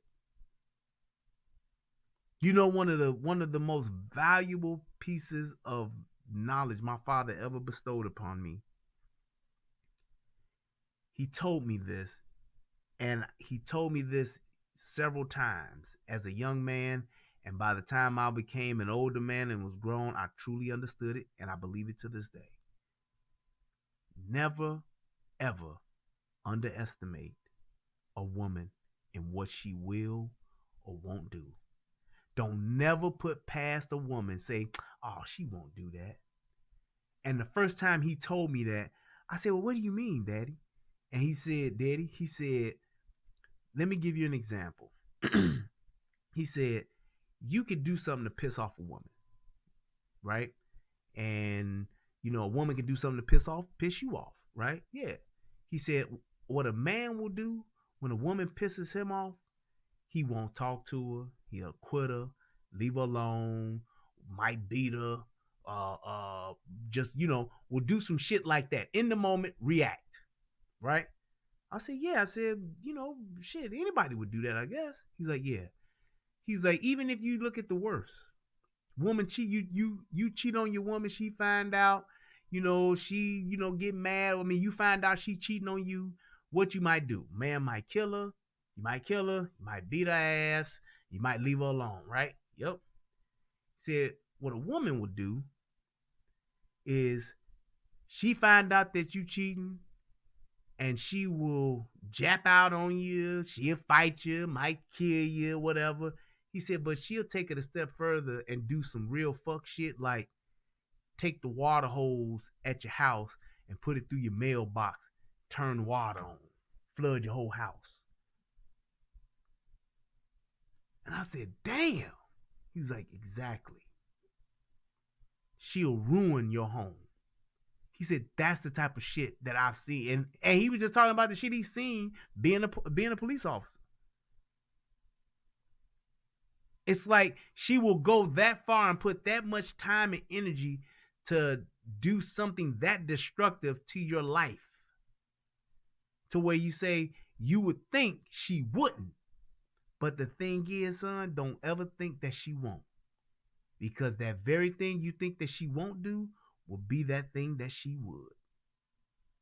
And as a young man, I was just like, man, that's wow, Pops. As I got older, I said, wow, that's some true fucking shit. That's some true ass shit. You see stories of women taking condoms and taking the semen from condoms and putting inside themselves to get pregnant, to have a baby by a nigga that they ain't have shit to do with, that they didn't have nothing to do with. They just a jump off. Just so they could get pregnant to get a check. Fuck going to get a job. Fuck going to get your degree so you can have a career and make all the money you want to where you don't need a nigga. No, fuck that. I'm going to bring another innocent life, fuck his life up, fuck the man's life up, and have us all living in a broken fucking home so I ain't got to go to work. I was watching some shit on fucking, what is that show? Shameless. And the lady was on there and she had like 4 kids. And she's like, damn, girl, you got her friend. So I was like, damn, girl, you got 4 kids? She's like, yeah. She's like, how are you making it? She's like, shit, child support. I only fuck men with good jobs. And I get them pregnant. They get me pregnant. And I don't want to hang with them. I don't want to be with them or nothing, but I get that check. And then she turned and pointed to the kids. Said, you see this one here? See, her daddy got a real good job. That's why she's wearing Oshkosh. You see this one here? His daddy ain't got no good job. That's why he's wearing Walmart. And that's what it is. Yeah, they'll stop taking birth control and tell you that they are. They'll tell you they can't get pregnant. They'll tell you they on the shot. They'll lie like a motherfucker. Then they'll be like, it didn't work. You know, it's only 99.97% effective. I guess I'm in that 0.3%. You lying dirty bitch. I can't wear condoms because the latex, I'm allergic to it. Lying hoe. Such a mother is 2% of the population, 1% of less than 1% of the population probably of women are allergic to latex. However, 30 bitches in your own neighborhood are. Fuck out of here. What about a gentle lamb? I can't do that neither. That break me out. Lying bitch. But what do? Niggas believe it. Because you want that nut. Because you want to see that back. You want to see her throw that ass back. We'll believe that shit. Bitch giving you head and tell you she wants you to fuck her hard. You gonna do that shit. Because you want to believe it. Because you want that nut. A nigga on the cusp of busting a nut will damn near do anything. And agree to anything. Get a nigga on the cusp of busting a nut and ask him to motherfucking buy you something. He'd be like, yeah, we get it. Get a nigga on the cusp of busting a nut and that nigga will do anything. And will probably do anything to anybody. Get that nigga on the cusp of busting a nut and say, hey, would you shoot my baby daddy? He'd be like, I'll kill that nigga. Catch this nut. Get that nigga on the cusp of a nut and ask him to co-sign for a car. Barring he can't do it, and even if he can't do it, he gonna tell you, yeah, I do that shit, girl. Go ahead, quit playing. Come on, I'm almost there. Come on, I swear to God. Go ahead, let's do it. These niggas make lifelong decisions, life-damaging decisions on the cusp of a nut.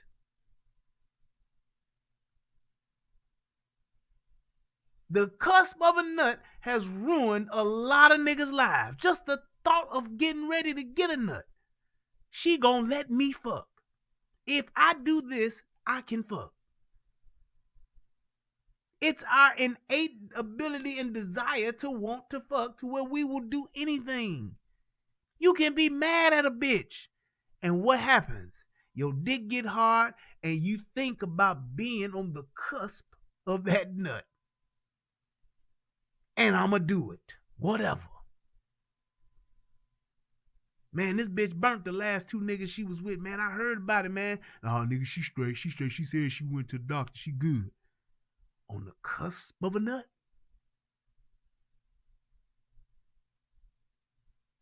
I can't tell you all the niggas in my hood. Shout out to the Wild Hunters and Big Ruthie. Ruthie had the biggest titties in on the south side of Chicago, hands down.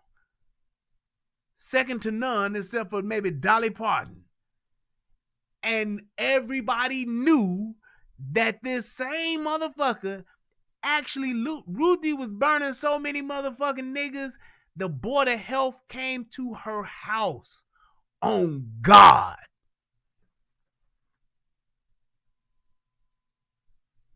Board of Health came and, bitch, we need to see you. It's too many niggas coming up here saying your name, getting treated for gonorrhea. Come on, bitch. I bullshit y'all not. Stop me if I'm lying. Board of Health in the hood came and let's go.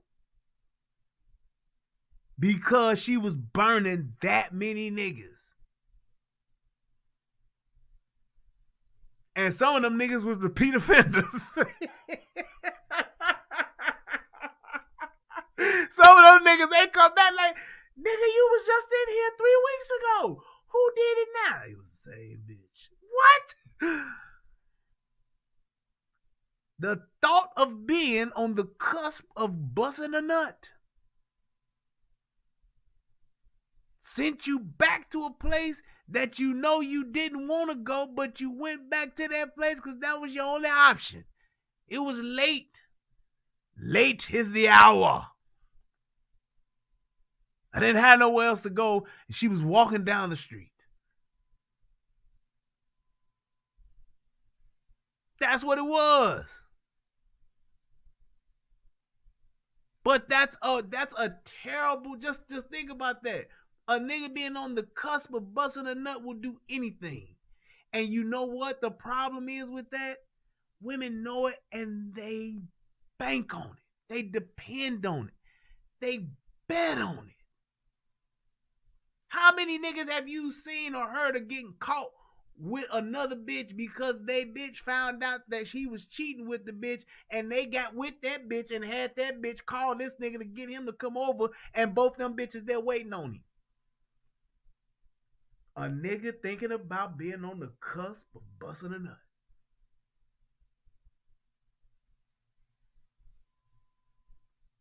I can be on the cusp of a nut, nigga, in about 30 minutes. Nigga, I'ma bend through. I'ma bend some corners and come on through.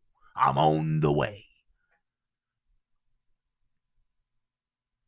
All because of thinking about the thought and the feeling of being on the cusp of a nut. I know you're getting angry with me, but I don't care. I say you crazy as hell. Ain't no white man gonna make you a black woman. Don't you know the first thing that they call you is booty? Shake your booty. It's not booty, Farrakhan, it's ass. Badonkadonk. Bootay. That's what it is. Well, what is booty? Now, wait a minute, Farrakhan, let's not get vulgar. I'm not getting vulgar, but ask Jewish historians. When they conquer the male, the prize is the female. When you destroy the man, you go into the woman. You give her your seed. You give her your mentality. You give her your education so that she will make children after the conqueror and not after the conquered. So you think they're doing you a favor by showing you some kindness, opening a damn door for you, carrying your books for you? They want to get in your thighs. He's right. And so do niggas. So what are we talking about here? How many books have niggas carried? How many doors have niggas opened? How many Happy Meals, number 2s, number 4s? How many 5-wing Harold dinners? How many small rib tip dinners? How many Beggar's large family size pizzas have niggas bought? And all of just having the one simple goal of what? The cusp of a nut. Come on, man. How many motherfuckers have done that? I'll carry your books. I want to be at your locker. I'll hold your purse. I'll water your grass. I'll cut your grass. I'll wash your car. I'll clean out your garage. I'll sweep out your basement. I'll do whatever just because I want to get in between your thighs. That's not a black woman thing. That's a woman thing. I'll buy you some shoes. I'll buy you some clothes. I'll take you to dinner. I'll do whatever. I'll shoot a nigga. I'll fight a nigga. I'll go steal. I'll go rob. How about this? I'll go sell drugs so I can make enough money to buy you all this shit. Because I want what? To be on the cusp of busting a nut. So I can get in those thighs. That's bullshit, Farrakhan. Any man does that. Every man does that. Most men will do that. Don't matter if you black, white, Asian, Hispanic, it don't matter. No, listen to me. Because they know damn well they're not going to see the hereafter unless they put a seed in you that will bring their white behind into a black world. Hold up. He said that the white man know I won't see, I got to put my seed in her so that I can get into the black world. Okay. I'm not going to even attempt to try to decipher or decode that. Because you ain't about to tell me that getting a black woman pregnant is going to get me into the black world. Where in the fuck or what the fuck is the black world is my first question. And what's in there and what's there to where I want to get in it. And the only way I can get in it, being a white man, is to get this black woman pregnant. Okay.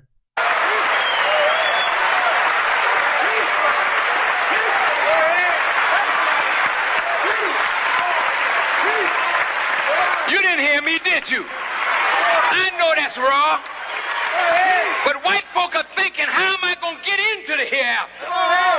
So now, the only way you're going to be able to get into heaven, you believe there's a heaven and the hereafter, the sweet by and by, in the sweet by and by, oh. The only way you can do that is to get a black woman pregnant. Well, I tell you what, with the way that shit is going today with these babies for benefits, you know how they say all dogs go to heaven? All white folks is going to heaven. Come on, they use you. Come on. Sweet talk you, because your black man don't know how to talk to you. Come on.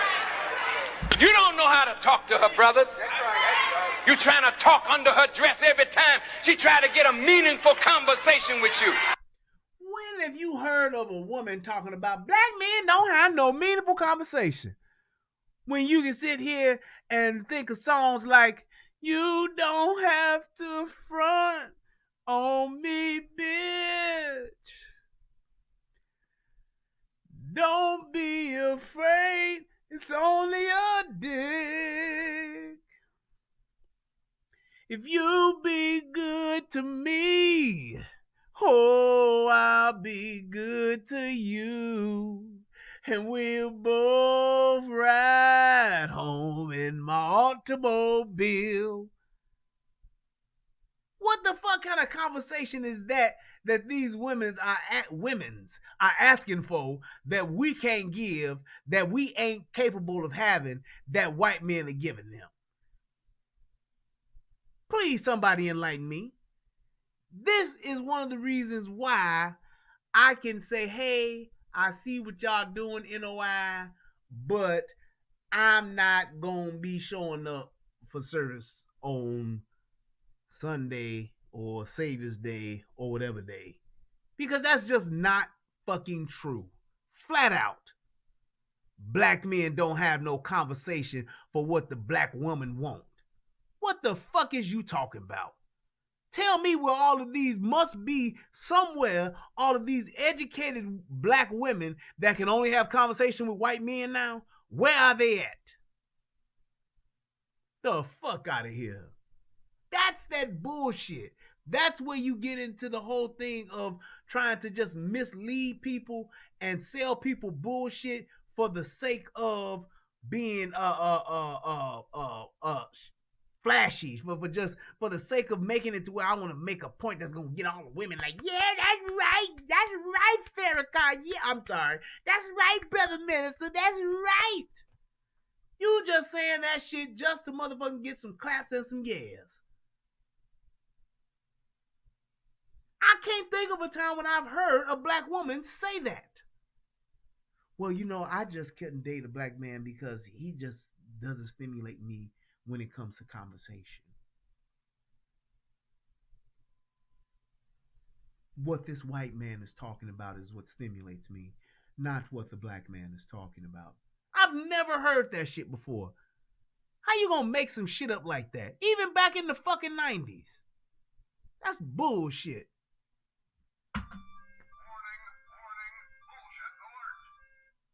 Come on now. Those are the things that make black men think, damn, maybe I can't talk to, this black woman, man. Maybe what I'm talking about is fucked up. And then you go and get educated. Well, so in that case, then what you if and here we go. If what Farrakhan is saying is true, then that means all of the nerds would have all the bitches. All of the black women would then be dating nerds.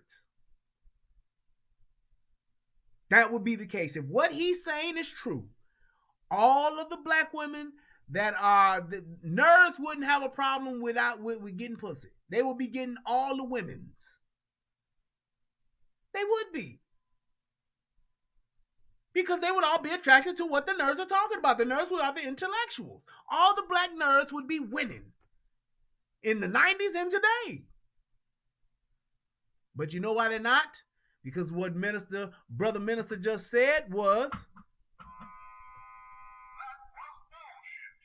there it is. You're like a dog.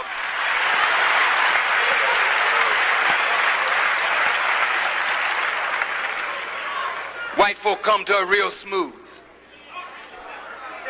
Hello, Sadie.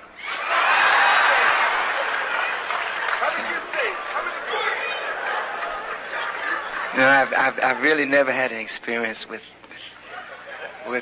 colored people. I mean, African Americans. I'm so confused. That's conversation. That's meaningful conversation right there. And let me tell you something. When was the last time you seen a white boy, white man, out finesse, out smooth talk, and out game a black dude, a nigga, a brother, or whatever? Tell me that. When was the last time you seen that? Like, damn, that white boy has some style. He came with it. When was the last time you seen that? Only way a white boy gonna beat out a nigga is with a pocketbook. Credit scores. Not entrepreneurship, but having the CEO status. That's the only way you gonna see a nigga lose in a situation like that. Come on, man. So confused. Right, Lola. Ain't gonna be no goddamn dance contest. Ain't gonna be no fucking basketball game for no pussy. Ain't gonna be no football game. No wrestling match. Black folks don't say wrestling. Black folks say wrestling. Ain't no wrestling match for this woman.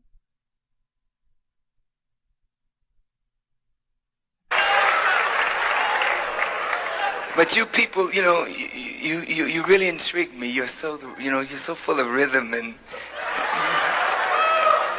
I just love the way you dance.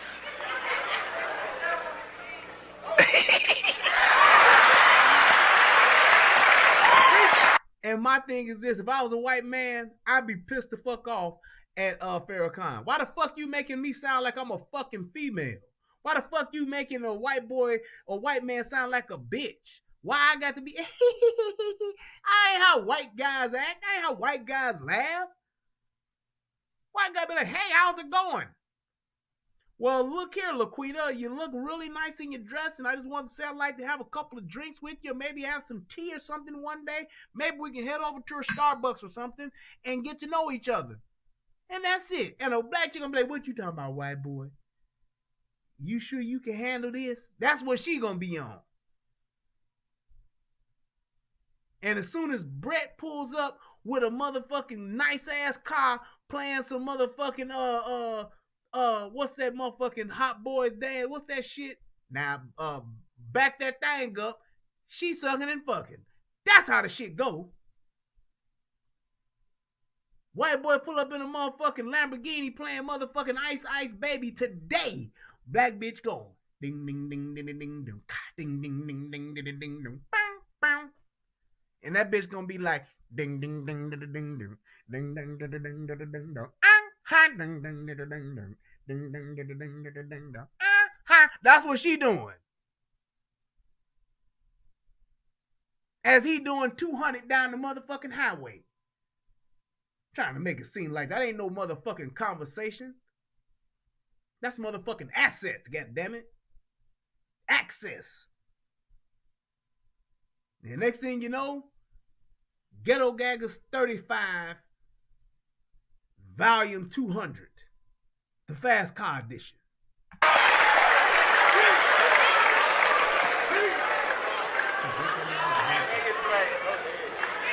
And she lays the same hype on you, brother. I've never been out with a black man before. It's quite a new experience for me.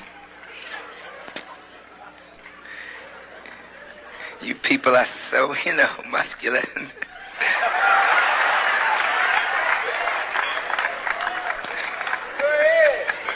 Now you see he ain't gonna go in on them black women, is he?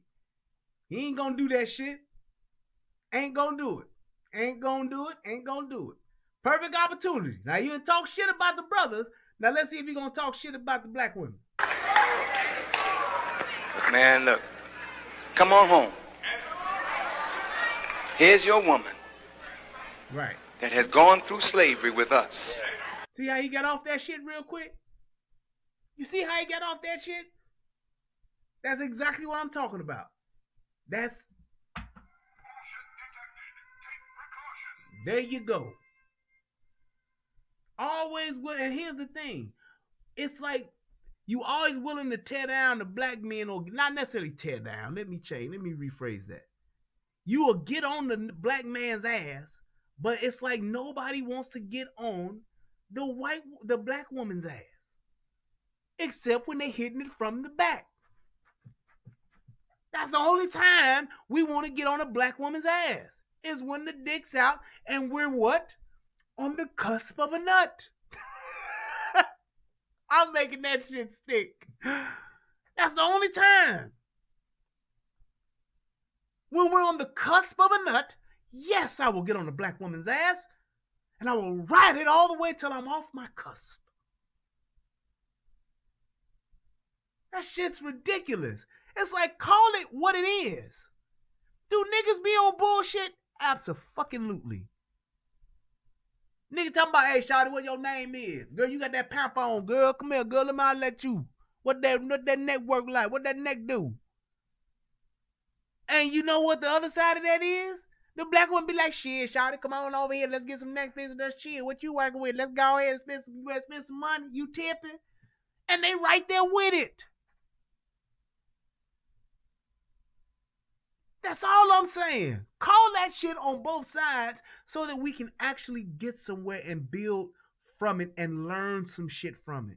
As opposed to just pointing the finger and saying, yeah, y'all come on home. Y'all black women, come on back home. You know, we niggas ain't did right. We ain't trust you. We ain't took care of y'all. We have not done what we supposed to be doing as men. We have failed y'all as men. We've not protected y'all. It's so much that we haven't done. We've been chasing these white women, but y'all come on back home. Meanwhile, back in this time, Whoopi Goldberg dating Ted Danson, he ain't had shit to say then, did he? Huh? Huh? Say what? Okay. Suffered with us. Took our abuse. Had children for us that we never supported. Now, if you got anything to give, let's give it back to her. I'm not ruling out that in the future, love can transcend race and color and religion. It can. But there's too much wrong here that needs to be righted before that kind of love can take place. And here's my thing, and this is why I ain't mad at the Nation of Islam. Here's the thing that he said, and here's where he's right, and here's where he's wrong. You wrong because you calling out the shit uneven, and you're not really making the case as to what the real solution is. Yes, love can transcend all to a degree, but we have to acknowledge that and work on that shit ourselves And we have to start with us before we worry about what the white man doing, before we worried about what the Asian man doing, before we worried about what the Mexican man doing, before we worried about all these other races and nationalities, before we worried about any of them. We have to get our shit together. How about we worry about black on black shit first before we look for righting the wrongs of what others have done? Before we start accusing what else has happened to us that has befallen upon us to put us in the situation that we're in, before we start calling the roll, how about we take some personal inventory and some racial inventory ourselves and say, well, let's look at all the fuck shit we doing right now today. Let's not talk about what happened in slavery. Let's not talk about what happened during segregation. Let's just talk about what we doing right now today. Let's stop Ray Ray and Pookie from killing each other. Let's stop Laquita and LaQuisha from motherfucking having 5 and 6 babies by 4 and 5 niggas. Let's stop those things. Let's start valuing each other as men and women. Let's start valuing families first. Let's start making it to where family is the most important thing for us. As opposed to Gucci. As opposed to Remy. As opposed to Yaki. As opposed to Jordans. You see, that's the shit we don't want to talk about. That's the shit we don't want to take action against right now today, because it's easier to blame the system. It's easier to blame the white man. It's easier to blame the politicians. It's easier to blame the police. That's why we the way we is, because of the police. That's why we the way we is, because of Trump. It's Trump. It's all Trump fault. That's the reason why we can't get nowhere, because of Trump. He's a traitor and a racist. That's what we do. As opposed to saying, well, wait a minute. We got our young men killing each other. We got our young women being raped, molested, fucked on by the time they 13. We got so much oversex. Just everything that we do is oversexed. Everything that we do. You take a picture.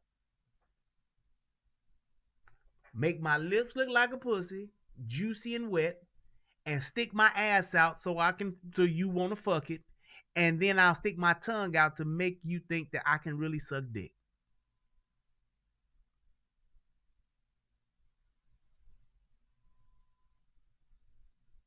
Just saying.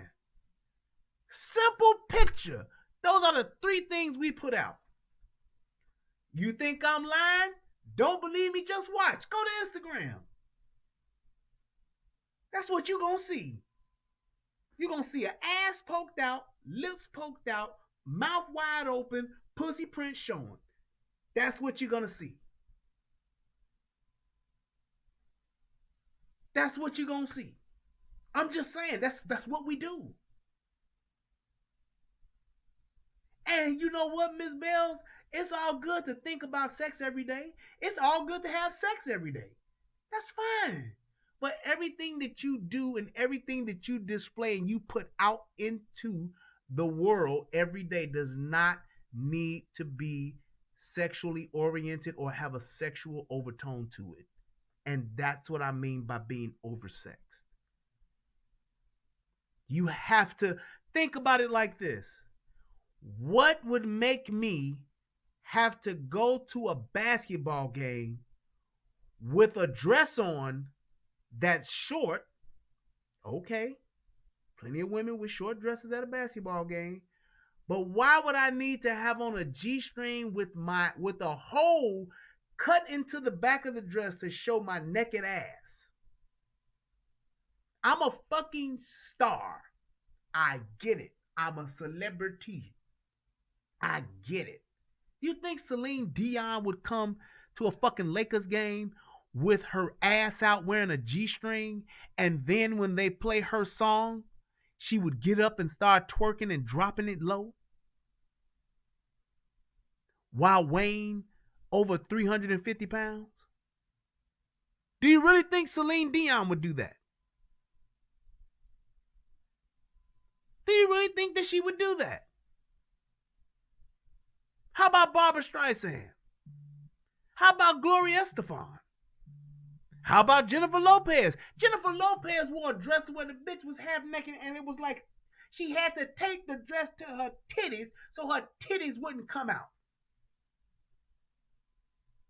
If Instagram and Twitter was on back then when she wore that motherfucking green dress, she'd have broke the fucking internet. Because she was the talk of the motherfucking country. Bitch didn't twerk, nan move. And her ass and G-string was not out. She probably didn't even have on no panties. But you didn't know it because she didn't show it when they played her motherfucking song. Have you seen Sade's ass out at the basketball game?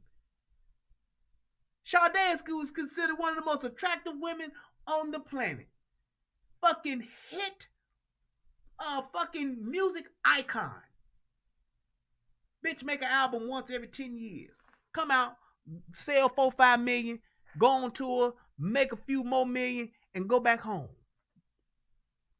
Why can't we have no black stars like that? Why do every black woman that's out today, that's in entertainment, ain't doing nothing but selling her ass, titties, pussy? Ass, titties, pussy. Why is that? Can we have one black woman that's at the top of the charts like Whitney Houston? Now, Whitney Houston was partying her motherfucking ass off, smoking cocaine, smoking Ready Rock, doing whatever fucking kind of drug she wanted to do. You never saw her ass. You never saw her titties. All you heard was her fucking amazing voice. Where's the next one of those at?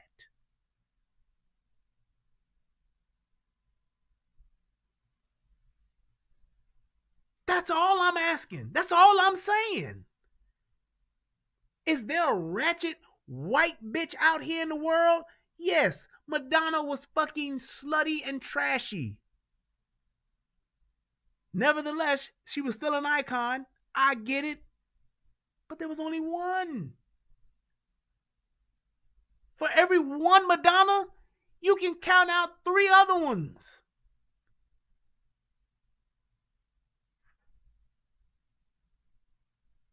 That's all I'm saying. I'm not saying that every black woman should be covered from head to toe. They should, not show their bodies, and they should just be. All I'm saying is we only 13% of the population. So when we do get out there, yes, there are some, and there is a place for a ratchet, slutty black woman, just like it is for any other race. But why all the eyes like that? Look at our actresses. One of the things I like about what's her name? Shit. She just did the movie. She just did a movie. Oh my God. She's like 50 years old too. God damn it, I can't think of her name. She just had a movie out Regina Hall. One of the things I like about Regina Hall is that she keeps it classy. She keeps it classy. I have yet to see her in some dirty, ratchet, what's your lady mouth like? I've yet to see that. You need to do something with your lady mouth.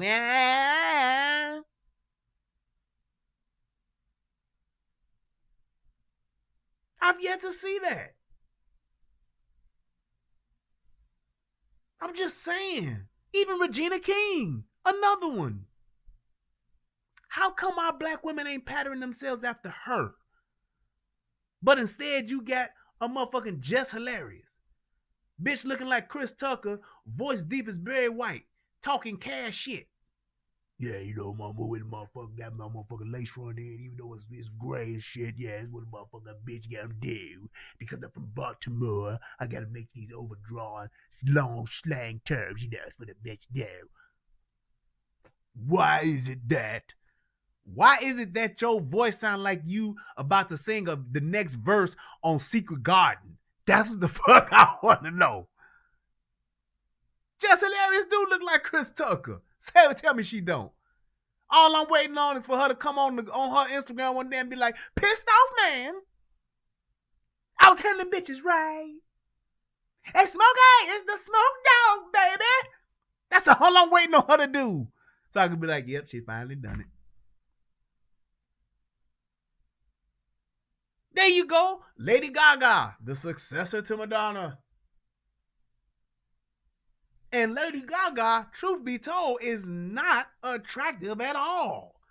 She is like straight up and down average. She's your average white woman. Swear to God. Look at her. Take a look at her in some plain shit. She looked like motherfucking a made up Marilyn Manson almost. And she's taking on that mantle of being the flashy one, wearing the racy stuff. I get it, cool in the game.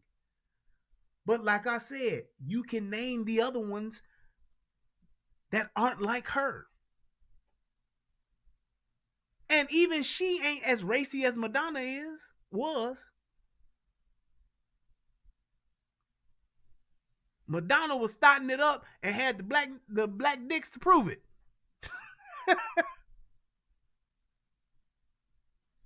She is weird looking. She reminds me, I swear to God, of younger Marilyn Manson. I swear. But that's all I'm saying. That's all I'm saying. We are the smaller majority of this country, so therefore, let's have a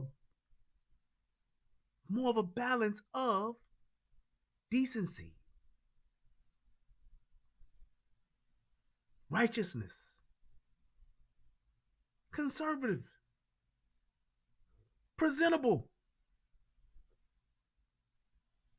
nice, ladylike. Here's the big one: feminine. And don't tell me nothing about you a Christian. I don't even want to hear that. You love everybody but yourself. I love everybody. Farrakhan coming. That man, I can't stand him. You love everybody. Don't that include me? So you love white folks who've deceived and destroyed you, but you don't love yourself and your own people. So I'm saying, lastly, that these are solutions,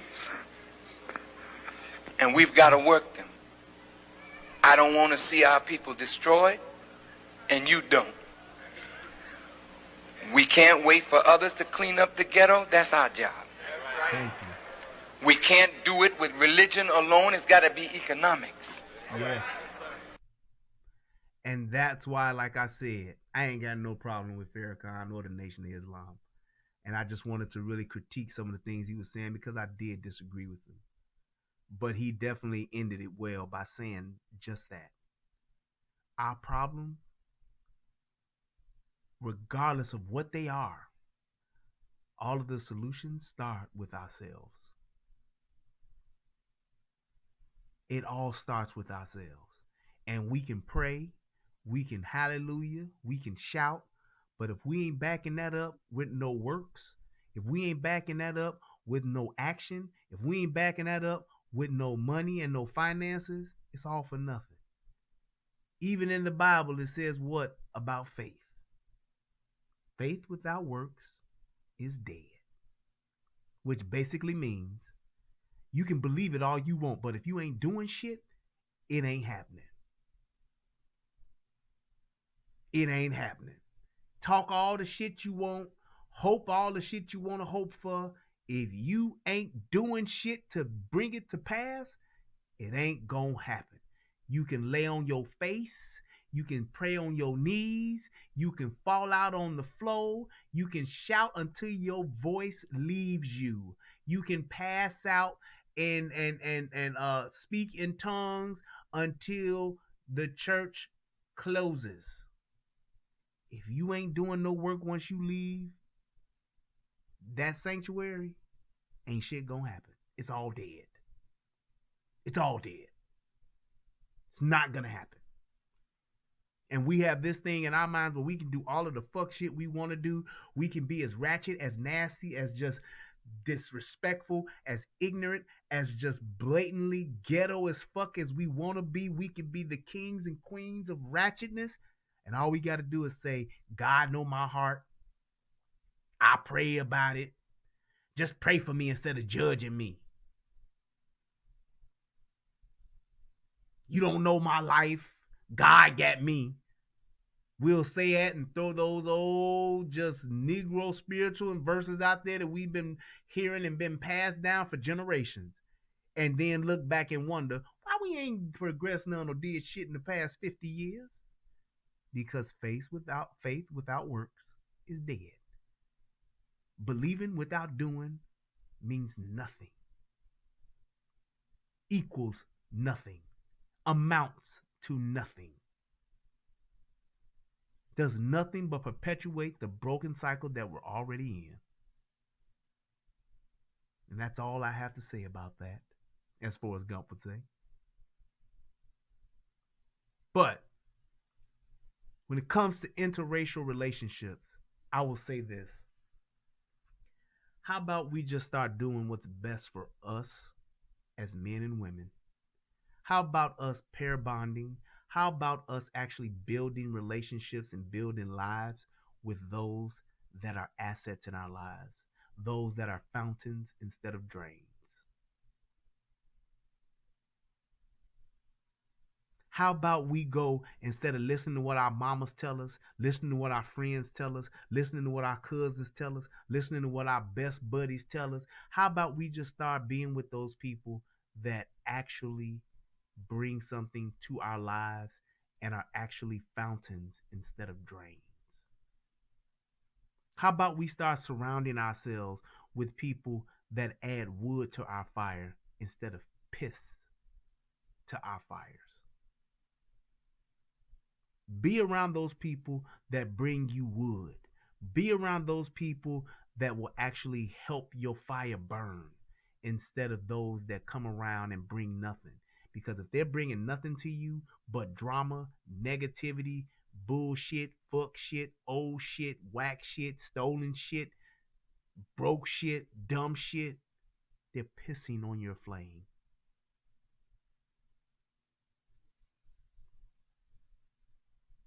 If you got people in your life that ain't doing nothing but bringing shade, get the fuck away from them because they're keeping you out of the sun.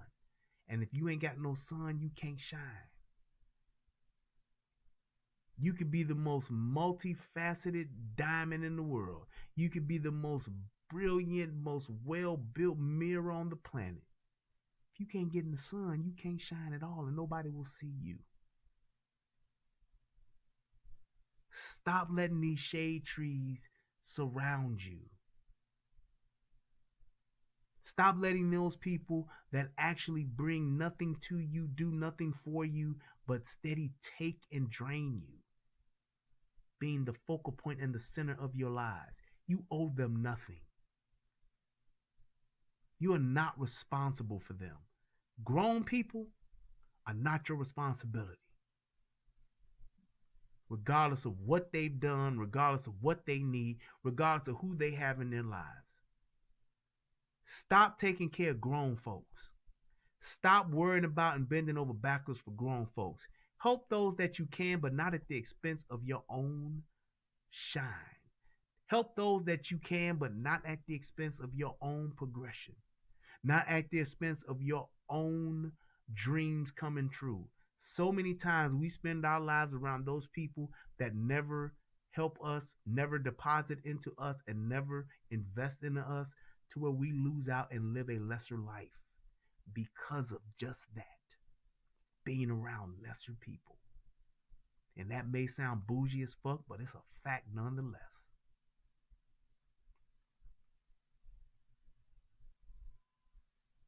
I hope that this video helps somebody become a better version of themselves. This was a great show. I really enjoyed myself tonight, and I enjoyed you all. Thank you guys so much for spending this time with me on a late Friday, early Saturday morning. It's 3 o'clock by Chicago time. I'm going to read these young donations and get on up out of here. I appreciate you all for everything that y'all do. Thank you for every like. Thank you for every vote of confidence, every joke, every comment. Thank you so much. Every donation, I appreciate them all. Let me go ahead and read these off, and we're going to get on up out of here. My man Billy Go Gruff hit me with $2. He said, Black women don't want to build. No more Florida Evans today. He said that today at 2:49. Very true. They don't, and here's the thing, double-edged sword. They don't want to build because they don't know how. You know why? Because the builders are fathers. That's why. When we led the country in being in relationships and being married, it's because fathers were around. There were men in our women's lives, in our daughters' lives. Men ran the house, men were in the house, and women supported the men that were in the house 1000%. They did what they said. They helped them do what they needed to get done. They took care of the children. They did that so that they could win. Period. They played their role on a team. Truth Talker Teacher sent me $5. He said, Crawl Bitch episode was on point. That was in the other show when I talked about my boy Mickey and his daddy. Yeah, that was funny, man. I enjoyed that. That's what's up. All right, let me go over here to the PayPal side of the game. And we gonna giddy on up. Alrighty. Crawl, bitch. That shit was eating as hell. Alright, here we go. And boom. It seems like it take forever, but it's not. Alright, here we go. So first and foremost, for the binary, my man Cornelius Crawford sent me 1010. Said, thanks, brother. All right, appreciate you, brother. $10.10. My man.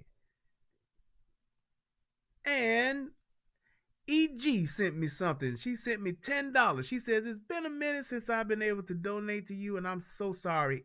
Hey, look here. You don't have to be sorry for that. I appreciate any and everything, and I appreciate just stopping by and clicking the like button. You do not have to feel sorry for not donating. Trust and believe. You've been one of my biggest supporters since day one.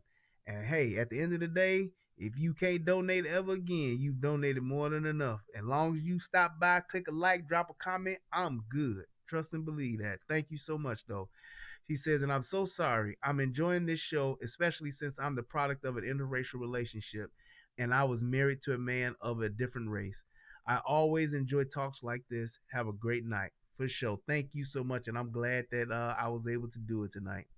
I've had this actual video for I've watched it a couple of times and had it for a while, but just didn't have the time to do it. And I saw it a couple of days ago and said, I'm doing this.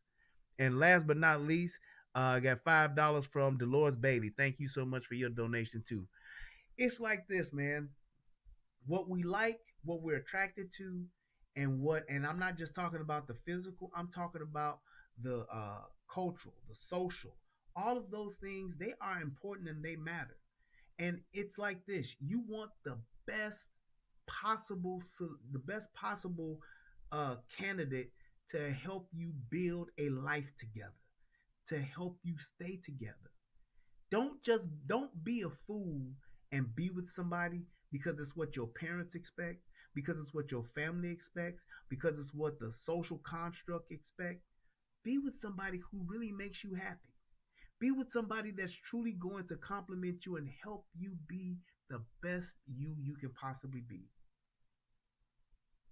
Because at the end of the day, that whole thing that he said about challenging, white women challenge their men, but white women know how to do it only because they mothers and fathers before them taught them how to do it. White women are taught you suck your man's dick every day. You make him tell you no. You go and you do whatever it takes to keep your man happy. You go and you do this for your man. You get up and you do that for your man. You go and you do this for your man. They are taught that from their mothers, and their fathers tell, hey, that's your husband. You take care of him. You go do whatever he needs you to do so that y'all can stay together. Because they know that's what's the most important thing. Because they had a family that was intact. They want their children to have a family intact. They choose the best possible mate to help them keep a family intact. Those are the things that they are taught. That's not something that just happens by happenstance or because they're a better group of people. They're not. They have lineage. They have families. They have a family dynamic. And yes, they have alcoholics. They have drug heads and meth heads and all that shit in their family too. But they have more of an abundance of it being done the right way than they do the wrong way. So don't think that, oh, you just think that because it's white, it's right. That's not the case. But if the whites are doing something right, hell, Asians are doing it better than them. What you talking about? If you really want to call a thing, Asians, as far as it being married, I want to say they like 97%. They probably number one. Family is first and foremost with them. Staying together ain't no divorce here, pimp. But they are heavily involved as a family in keeping the family together.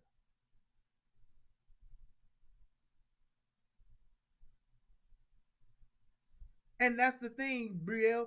We need to be focused on what we are here. Black Americans. All that Afro American, all that we from the motherland, that's all great.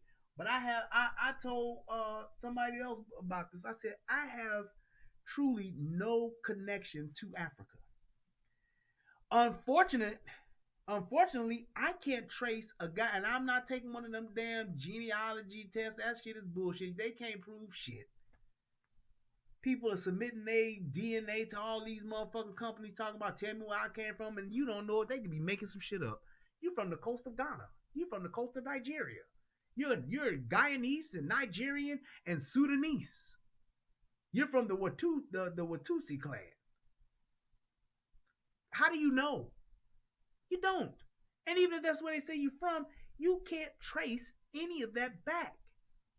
Now, if I could trace my roots back to Africa, hey, I get it.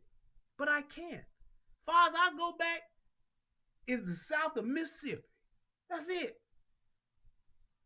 I ain't going past the SIP. That's all I got. I can't trace it no further back. So it's like I get the whole we from Africa, we of Africa, we was sold from Africa, we was created over here on a breeding farm, and that shit got trickled down. That's all it is. And that's fucked up. It's unfortunate. Yes, knowing where you come from is important, but when you don't, what do? You start over. It was just like when the slaves got freed, what did they do? They took on the names of their slave masters. Why? Because that's all they knew. So that's why it's a bunch of fucking Williamses, Joneses, Jacksons. That's what it is. That's why they took on the last names of the towns they were in. They took on the name of their trades. Blacksmith, black, mason, the carpenters. That's what they did. Made sense. I don't know anything about where I'm from, so what do? I focus on where I'm at. And what is it that I do? What you do defines who you are. Made sense. So this whole thing saying I'm King Watutu from the Igbo tribe could be, but I can't prove that and I can't trace that. And you might come from a fucked up family in Mississippi. So what do you do then? You start greatness where you at now.